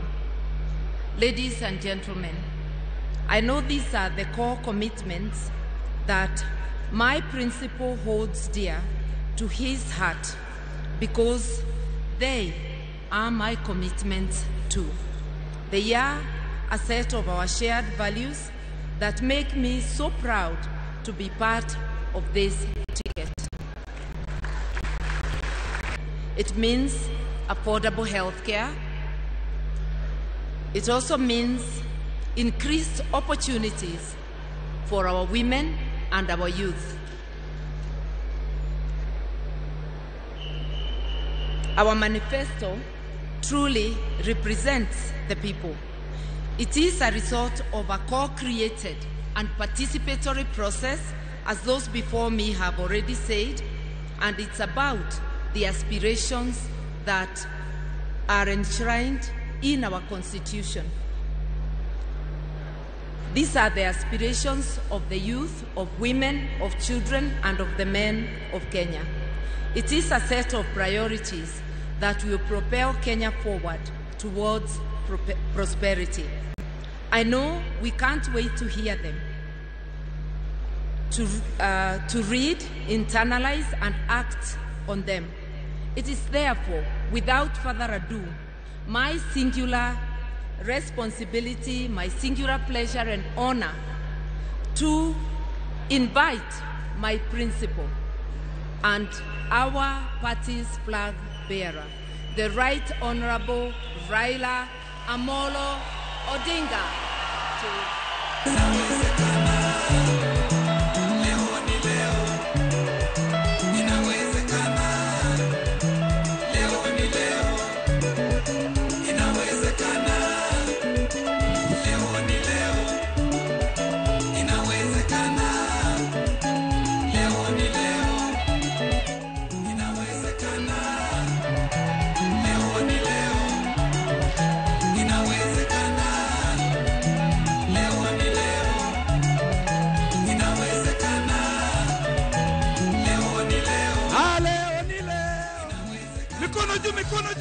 juu. Azimio la umoja inawezekana. Leo ni leo.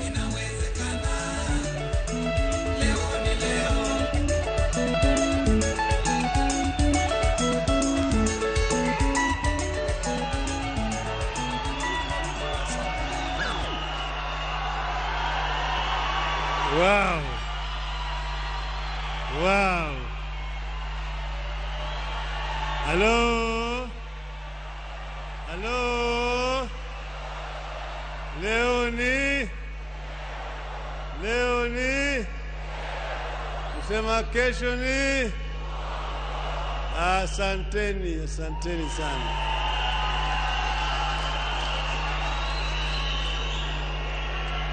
Wow. Hello. Asanteni sana. I am lost for words. I am so delighted to see so many faces, some of them familiar, but others are truly Kenyan, who have assembled here this evening. This day will go down in history as one of the most memorable days of our times. I want to begin by bringing to you greetings from the chairman of Azimio Council, Honorable Uhuru Muigai Kenyatta.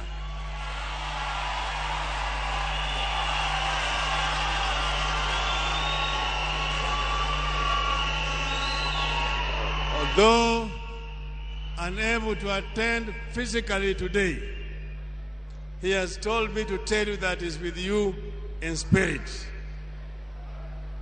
We are beginning a new journey. Yesterday, me and my running mate presented ourselves before the Independent Electoral Commission, presented our credentials, and all of them were found to be in order. And we were cleared to run for the presidency of this country on the 9th of August this year. So we are ready to go. We are ready to go. We said before we start the journey, we should come together with all our supporters, representatives, and tell the people why we are running. And that is why we are here today. I want to say, as was stated already by those who spoke before me, that this is a result of a very lengthy consultative process with the people of Kenya. We said we don't just want to come and invent things, but we want to be able to represent the views of the people of Kenya. The people of Kenya have said that they want to see a change. They have said that for a long time they have waited for Kenyan dream to be realized. Where the forefathers had said that this country was going to be a God-fearing nation, that justice was going to be a shield and defender, that we are going to live in unity, peace, and liberty. But finally, that plenty was going to be found within our borders. For 58 years, they have seen only scarcity. They have not seen the plenty promised by the founding fathers. So we said we need to start on our journey toward realization of that dream. The foundation has partly been laid, but we need to expand on that foundation and move towards achieving the Kenyan dream by dealing a devastating blow to the three major enemies of our people: ignorance, poverty, and disease. Those are the three major enemies of our people. And we said that we confront them frontally by coming up with policies that are responsive to the needs of our people. That is why in this manifesto, we have laid out our strategy of how to deal with those three major enemies of our people. We started with wealth creation. How do you create wealth? This country has remained for a long time purely an agricultural country, basically processing industries, processing agricultural products. You said now we want to go to proper industrialization. This country is very strategically situated on the eastern coast of Africa, on Indian Ocean seabed. It is therefore right to say that it can become a manufacturing hub for the region, Eastern Africa and Central Africa. So you said you're not just going to come up with processing industries, processing agricultural produce, but primary manufacturing. Instead of importing steel, which we need in great amounts, as we're sitting under this dome here, all the frames here are steel frames. All the high-rise buildings that we have here are all supported by steel. The superhighway just behind us here, running from Mlolongo to Ayakiwe, it's all on steel, and most of it is imported into the country. We are going to make steel from iron ore, part of which we have in this country.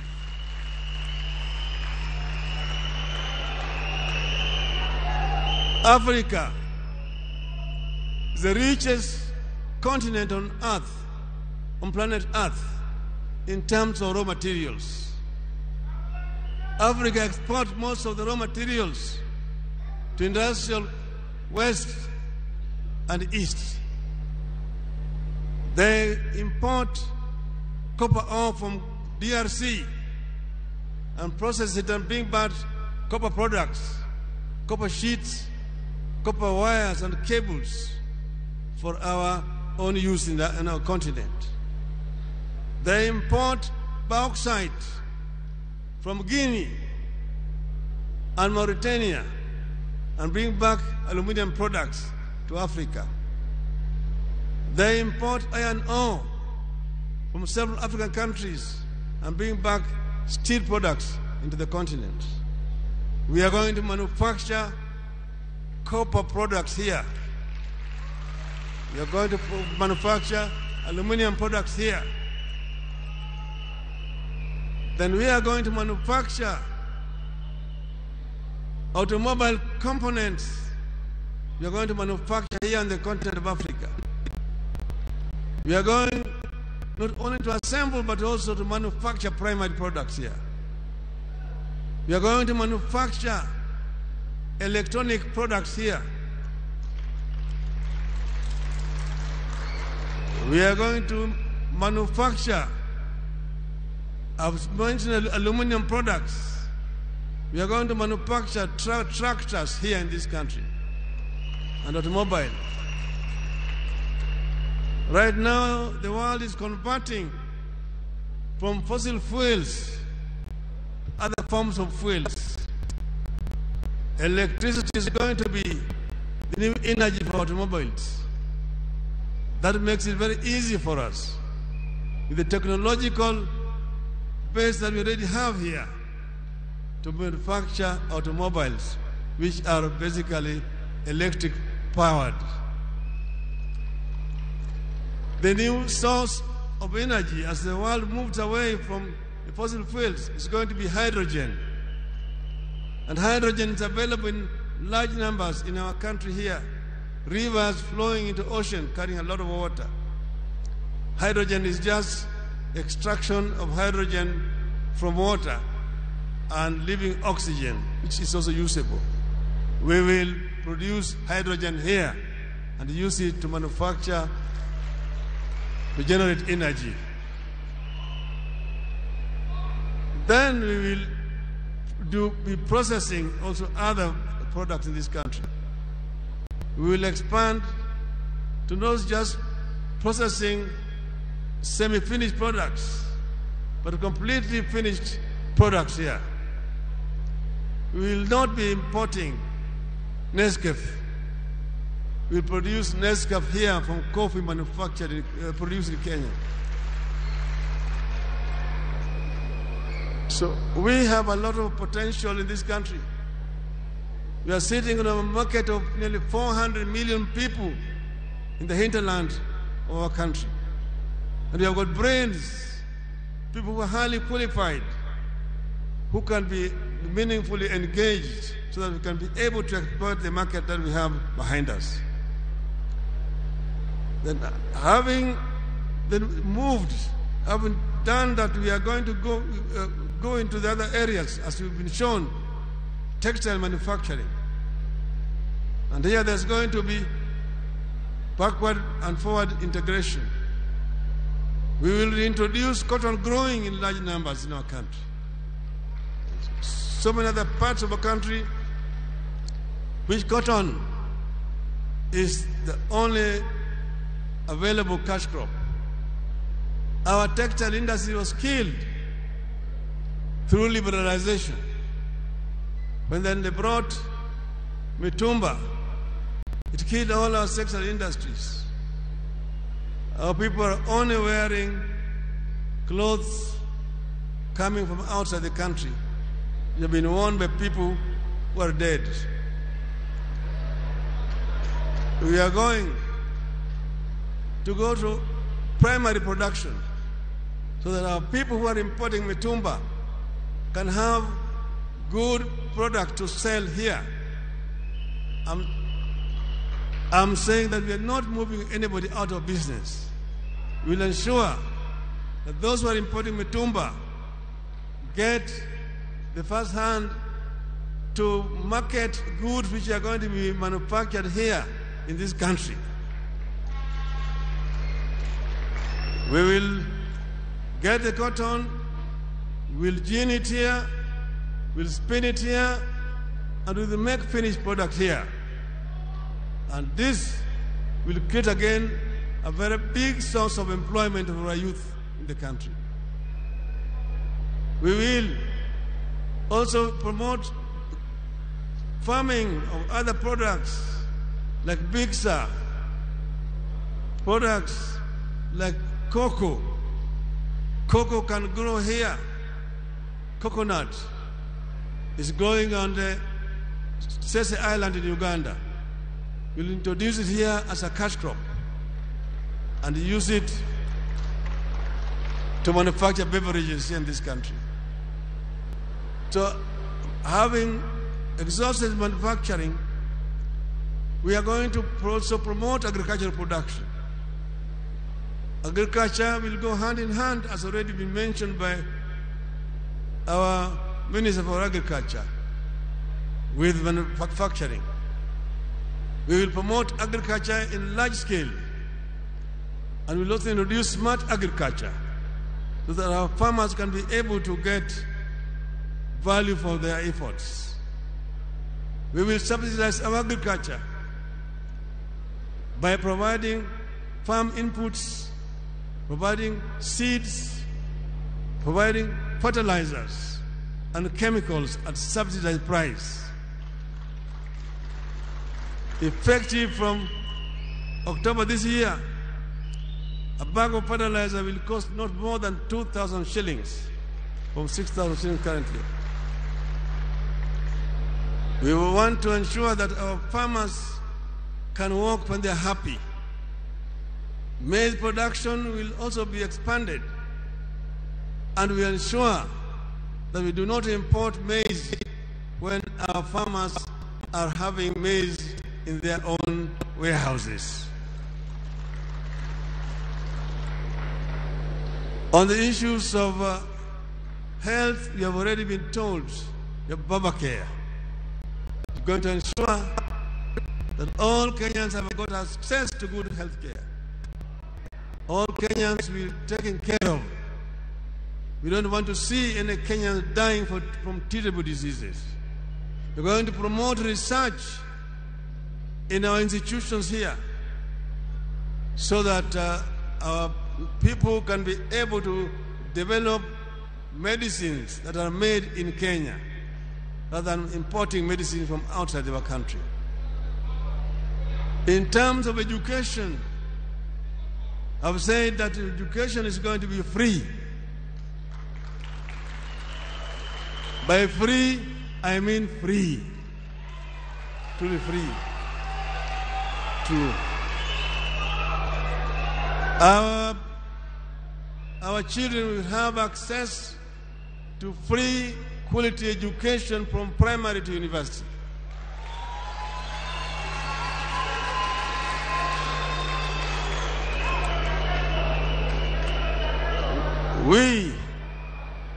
It is doable because we are going to restructure our economy. We will have priorities which are going to set for our people. I've also mentioned that we are going to employ all the teachers who are trained and are actually staying idle at home immediately so that we can be able to improve quality of education in our schools. So we want the Kenyan to walk this journey with us. What we are trying to offer is not something that is impractical. It has been costed by our experts. We know exactly where the income is coming from, which is going to fund the program that we are going to release. So it is not utopia. It is something that has been worked on by very highly qualified Kenyans. And this is what we are offering. So generally, this manifesto is our contract with the people of Kenya.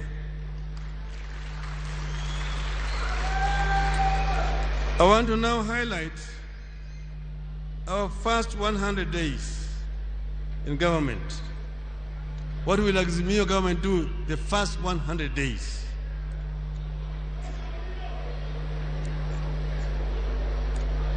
Number one,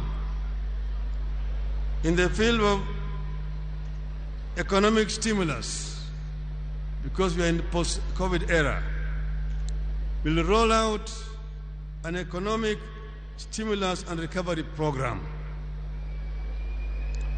Two, in agriculture, we'll review all the policies, laws, standards, and norms to guide the sector.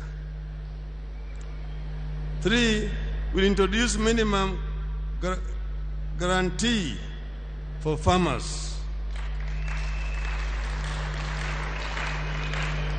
Then, in terms of livestock, we'll improve access to affordable credit for livestock production.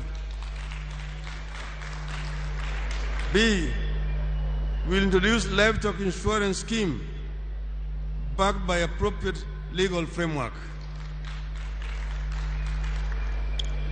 On the issue of environment, we'll propose life sentence as punishment for poaching, trafficking, and the possession of ivory. We introduce progressive investment in high-level surveillance in our national parks. For fisheries and blue economy, we review policies, standards, norms, regulations, and legislation to guide the sector. 6, manufacturing. We will waive regulatory and other licensing fees for new youth-led innovations. We will review immigration laws with regard to potential investors in manufacturing to attract foreign direct investment to the country. We will give incentives to Kenyans, including diaspora and foreigners, to invest in manufacturing. In energy, we will set a roadmap to reduction in cost of energy, roadmap to increase generation of energy, attracting investment in alternative and renewable energy. Now, micro, small, and medium enterprises. We will implement recognition of prior learning certification program, that is RPL, by awarding certificates to craftsmen, technicians through apprenticeship, shahada la jitihada. We'll initiate funding and training for the border. 9, digital economy. Digital economy. We'll expand programs that connect the youth to digital economy, the global networks. Debt management and public expenditure. We'll commence negotiations for debt restructuring, stock management, to ease the burden on Kenyan taxpayers. Inua Jamii will implement cash transfer of 6,000 monthly stipend to each of vulnerable households.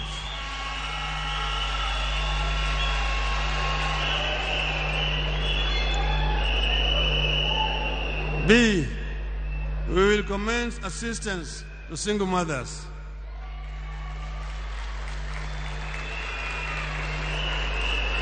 C, we will implement a social protection program for unemployed youth, modeled along Kazi Mtaani. 2, we will review the cost of living with special focus on fuel, unga, mobile data, and energy. 3, we'll initiate implementation of universal healthcare insurance, Baba Care. 12, education. We'll ensure all unemployed trained teachers are absorbed. 13, security. We'll assign at least 6 police officers in every police station, trained and equipped to handle police-youth relations, and also to restore relationship with all the citizens. We will ensure that the police are a force, are a service, not a force. That the police serve the people and not molest innocent Kenyans. B, will improve pay and other terms of service for KDF and police personnel. Good governance. We will declare corruption a threat to national security and establish a specialized department in the security agencies for corruption surveillance. This we shall do within our first 100 days in office.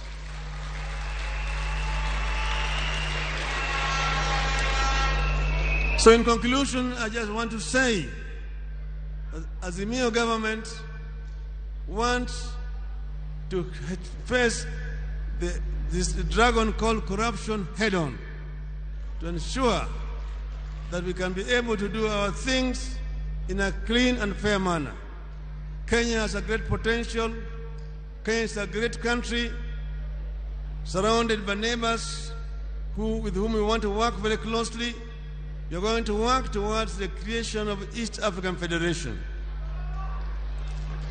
We want to ensure that Kenya moves away from the league of third world economies, and Kenya now plays in the league where it rightly belongs, to middle income economies, with a way to move into the first world economy.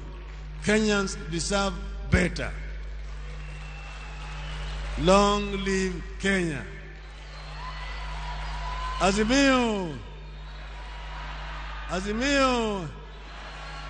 Azimio. Azimio. Azimio.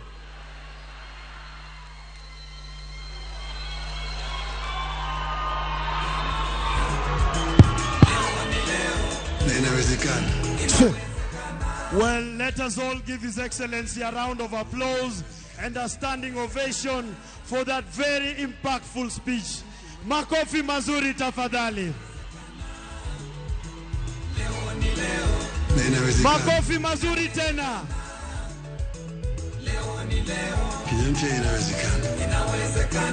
Asante sana, asante sana. And now, as His Excellency the 5th President takes his seat, thank you, Your Excellency, sir, for that thunderous speech. May we be seated and affix our eyes on our screens as we watch the unveiling of the 10-point agenda of the Azimio One Kenya Coalition Manifesto.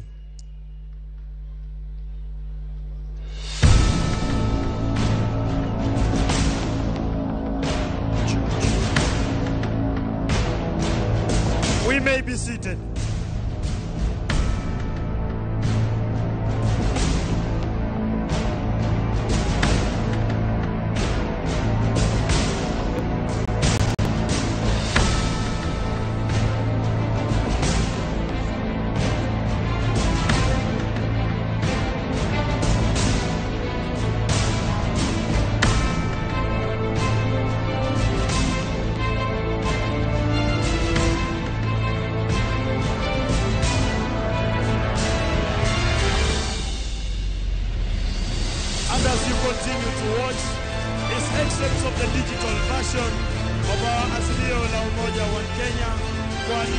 Manifesto on various sectors of the economy and all sectors affecting Kenya.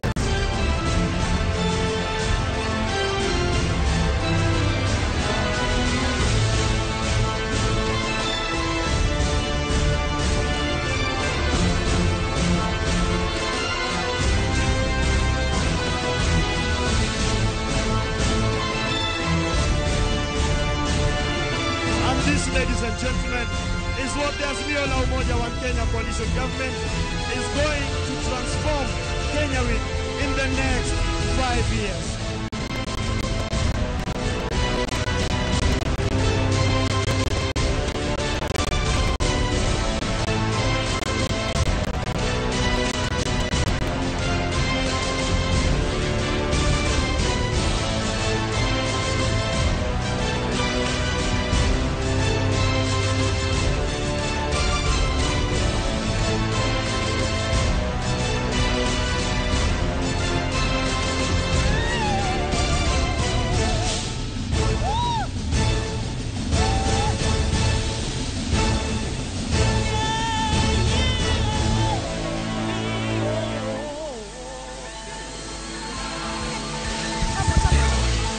Yeze, leo ni leo, asemaye kesho ni muongo. Leo ni leo. Inawezekana, inawezekana. Leo ni leo. Kila mtu aimbe. Inawezekana. Leo ni leo. Leo ni leo. Inawezekana. Inawezekana. Leo ni leo. Inawezekana.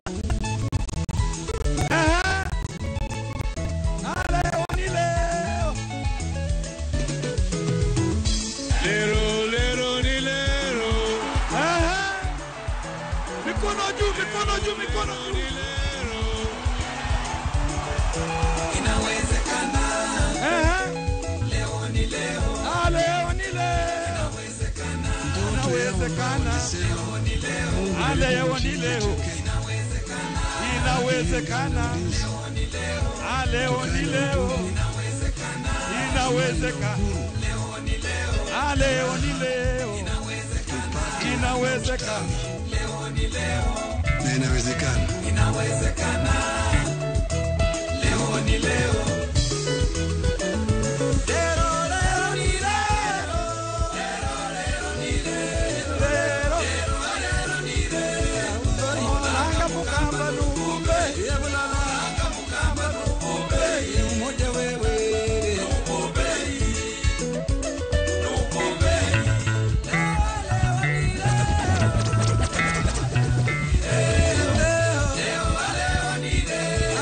Asante sana. Asante sana. Asante. Kwa sababu hatujamaliza hafla yetu rasmi, wapiga picha wote kwa jukwaa tuondoke, na sote tulio hapa mbele tuondoke, ili tuweze kumaliza rasmi. Niombe kwa heshima, wapiga picha wote kwa jukwaa tuende chini. Sote tumesimama hapa mbele tuondoke. Tuondoke, hatujamaliza. Najua tuna furaha, lakini maafisa wa usalama munisaidie kwa kazi hiyo. Kila mtu aliye hapa mbele aondoke kwanza, ndio tumalize. Kila mmoja. Asante wapiga picha. Thank you very much our photo. May we now give room. All our photographers, let us give room. Security officers, please assist me. Tupatiane nafasi.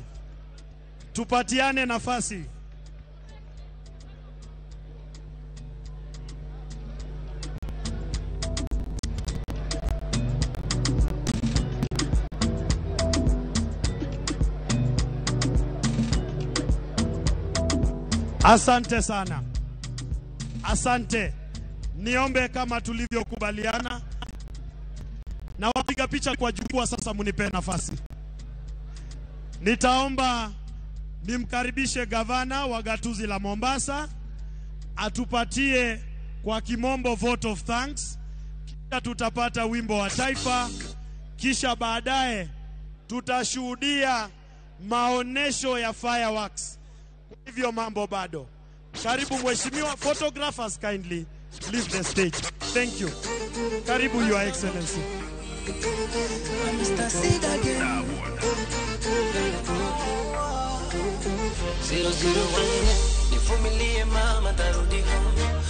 Azimio. Unanipa utulivu wa moyo, wala roho yako haina ngachoyo, kukuacha ndanza aje pendo kama lako tapataje wewe. Girl, I wanna have you by my side. You are the one who ringing in my mind. Ukiniacha itakuwaje? Bila wewe tafanyaje wewe? Everybody say my dear. Naleta vibagia utafurahia. Najua umenimisi kunikumbatia. Everybody sema 1, 2, 3. Uwala waridi say.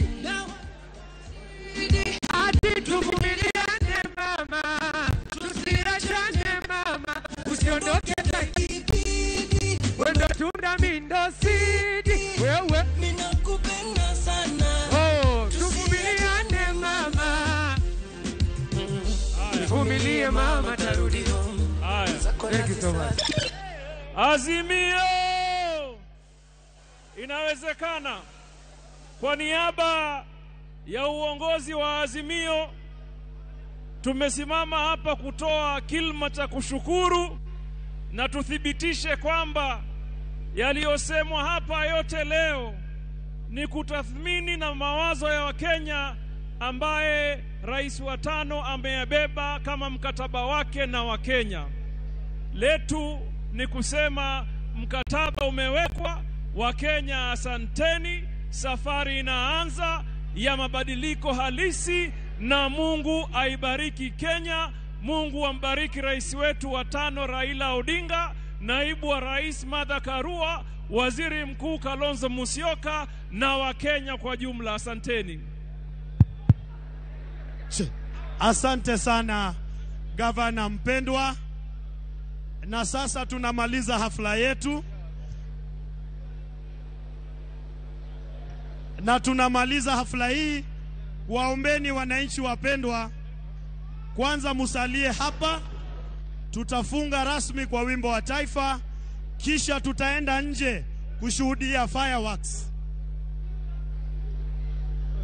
Na nitaomba tupeane nafasi kwa vinara wetu. Mheshimiwa Sumra, ondoka kwa jukwaa tafadhali. Asante sana. Tuwapatie vinara wetu nafasi. Nyakura mgojo mano kanyo nyasi mar keta yanga mano midendo ni manifesto mar Azimio la Umoja. Motel ne kanyo gi jatelo no madhilala komtend piny Kenya gi otiko mar Azimio la Umoja Raila Amolo Odinga kanyakla gi jotelo mamoko kama oting'o jalupne Martha Karua. Mano mabende kanyo mabende sani koro giseketa yanga gigo magidhi timo ne piny Kenya ahinya to ka giloyo e yiero mabiro mar dwe mar 8. Parni wadong' mana gi dweche 2 kende. Nyakura mgojo gi ndalo 3 to piny Kenya dhi yiero no maduong' ma dwe mar 8. Omiyo koro wenge duto ochiko jotelo mopogore pacho ka ahinya to ng'iyo ni to ng'ano manigi ratiro kata ng'ano manigi agenda go mabeyo bende dhi gero piny Kenya. Parni bende waseneno kacha kama kuom jochung' laro kom ten piny Kenya osewito kokucha dwaro margi mar laro kom tend piny Kenya e yiero mabiro ma dwe mar 8. Kama oting'o kanyo Jimmy Wanjigi nweno kamare no wito kocha kata kama Nyakura mgojo magiwecha mana moko wamedo aluoni achiel kachiel mon miwami anyato kotudre gi yiero no madwe mar 8. Waneno kanyo ka Azimio la Umoja keta yanga gigo magedhi timo ne oganda jo Kenya koriwo koda keto ngima mayot. Anyato singi mabende koro piny Kenya ni koda pek mokalo. Anyato yechego mago chumi oganda Kenya yuago pek mar piny kabende kanyo Raila Amolo Odinga singo ni odhi keto ngima bet mayot okalo kuom wechego mabende no ni industrialization kabende wacho ni kata weche machalo mago mag lewni idhi mana los e piny Kenya kanya koro mgojo thuolo machuok kende. Waneno kanyo kanyasi no bende koro pod dhi mbele kanyo e lap mar Nyayo wabende johera mag Azimio la Umoja no yuore karombgi nyasi bende koro pod dhi mbele ka koro to gidhi ka gima gitieko kata kama Nyakura mgojo ngado kamano kuom kete mana kanya kasechegi ka bende na nyisi mana moko kuom mago bende osingo ahinya te yorego mag somo bende wacho ni nyithindo kata jopuonjre mapacho ka dhi bedo kod thuolo makare mar somo nono kendo ko wacho ni nono to ulo nono. Kuom mano osingo ni nyithindo kata nyithi skul jopuonjre dhi bedo gi thuolo no mar somo e yor nyalodia. Bende osingo ni odhi keto tije ne rawere ahinya to mago bende ni e sekta mag jua kali osingo keto thuolo makare mag tije pacho ka parni seche gi Nyakura mgojo ng'eny ojende moko dhi nyaka skul somo yudo tiegruok makare to kata kamano pok giyudo thuolo go mar tije e pacho ka. Omiyo Raila Amolo Odinga koro osingo ni odhi chiwo thuolo no makare mar ojende yudo tije ahinya to atiyo koda jogo mane jua kali kabende dhi migi ratiro kata otiko kata mana gino miluongo ni certificates mago bende koro jiwo gi mondo mi gibedi moko kuom jogo mabende dhi gero ute go bende nego gine pinya bende en achiel kuom gigo mosingo ahinya to agenda mage bende koro keta ayanga mano kanyo manifesto singo no dhi keto rawere go bed moko kuom jogo bende dhi gero ute go mana mondo kaka achiel kuom yore go mag loso ne gi thuolo mabeyo mag tije. Koro mgojo wakawo thuolo mayuo matin kata kamano thoth mar weche gi ahinya to mago mosingi kod Raila Amolo Odinga e manifesto mage wakelo ni mana bang' thuolo machuok kata kamano yieno mondo wayue matin wabiro kod weche manyien.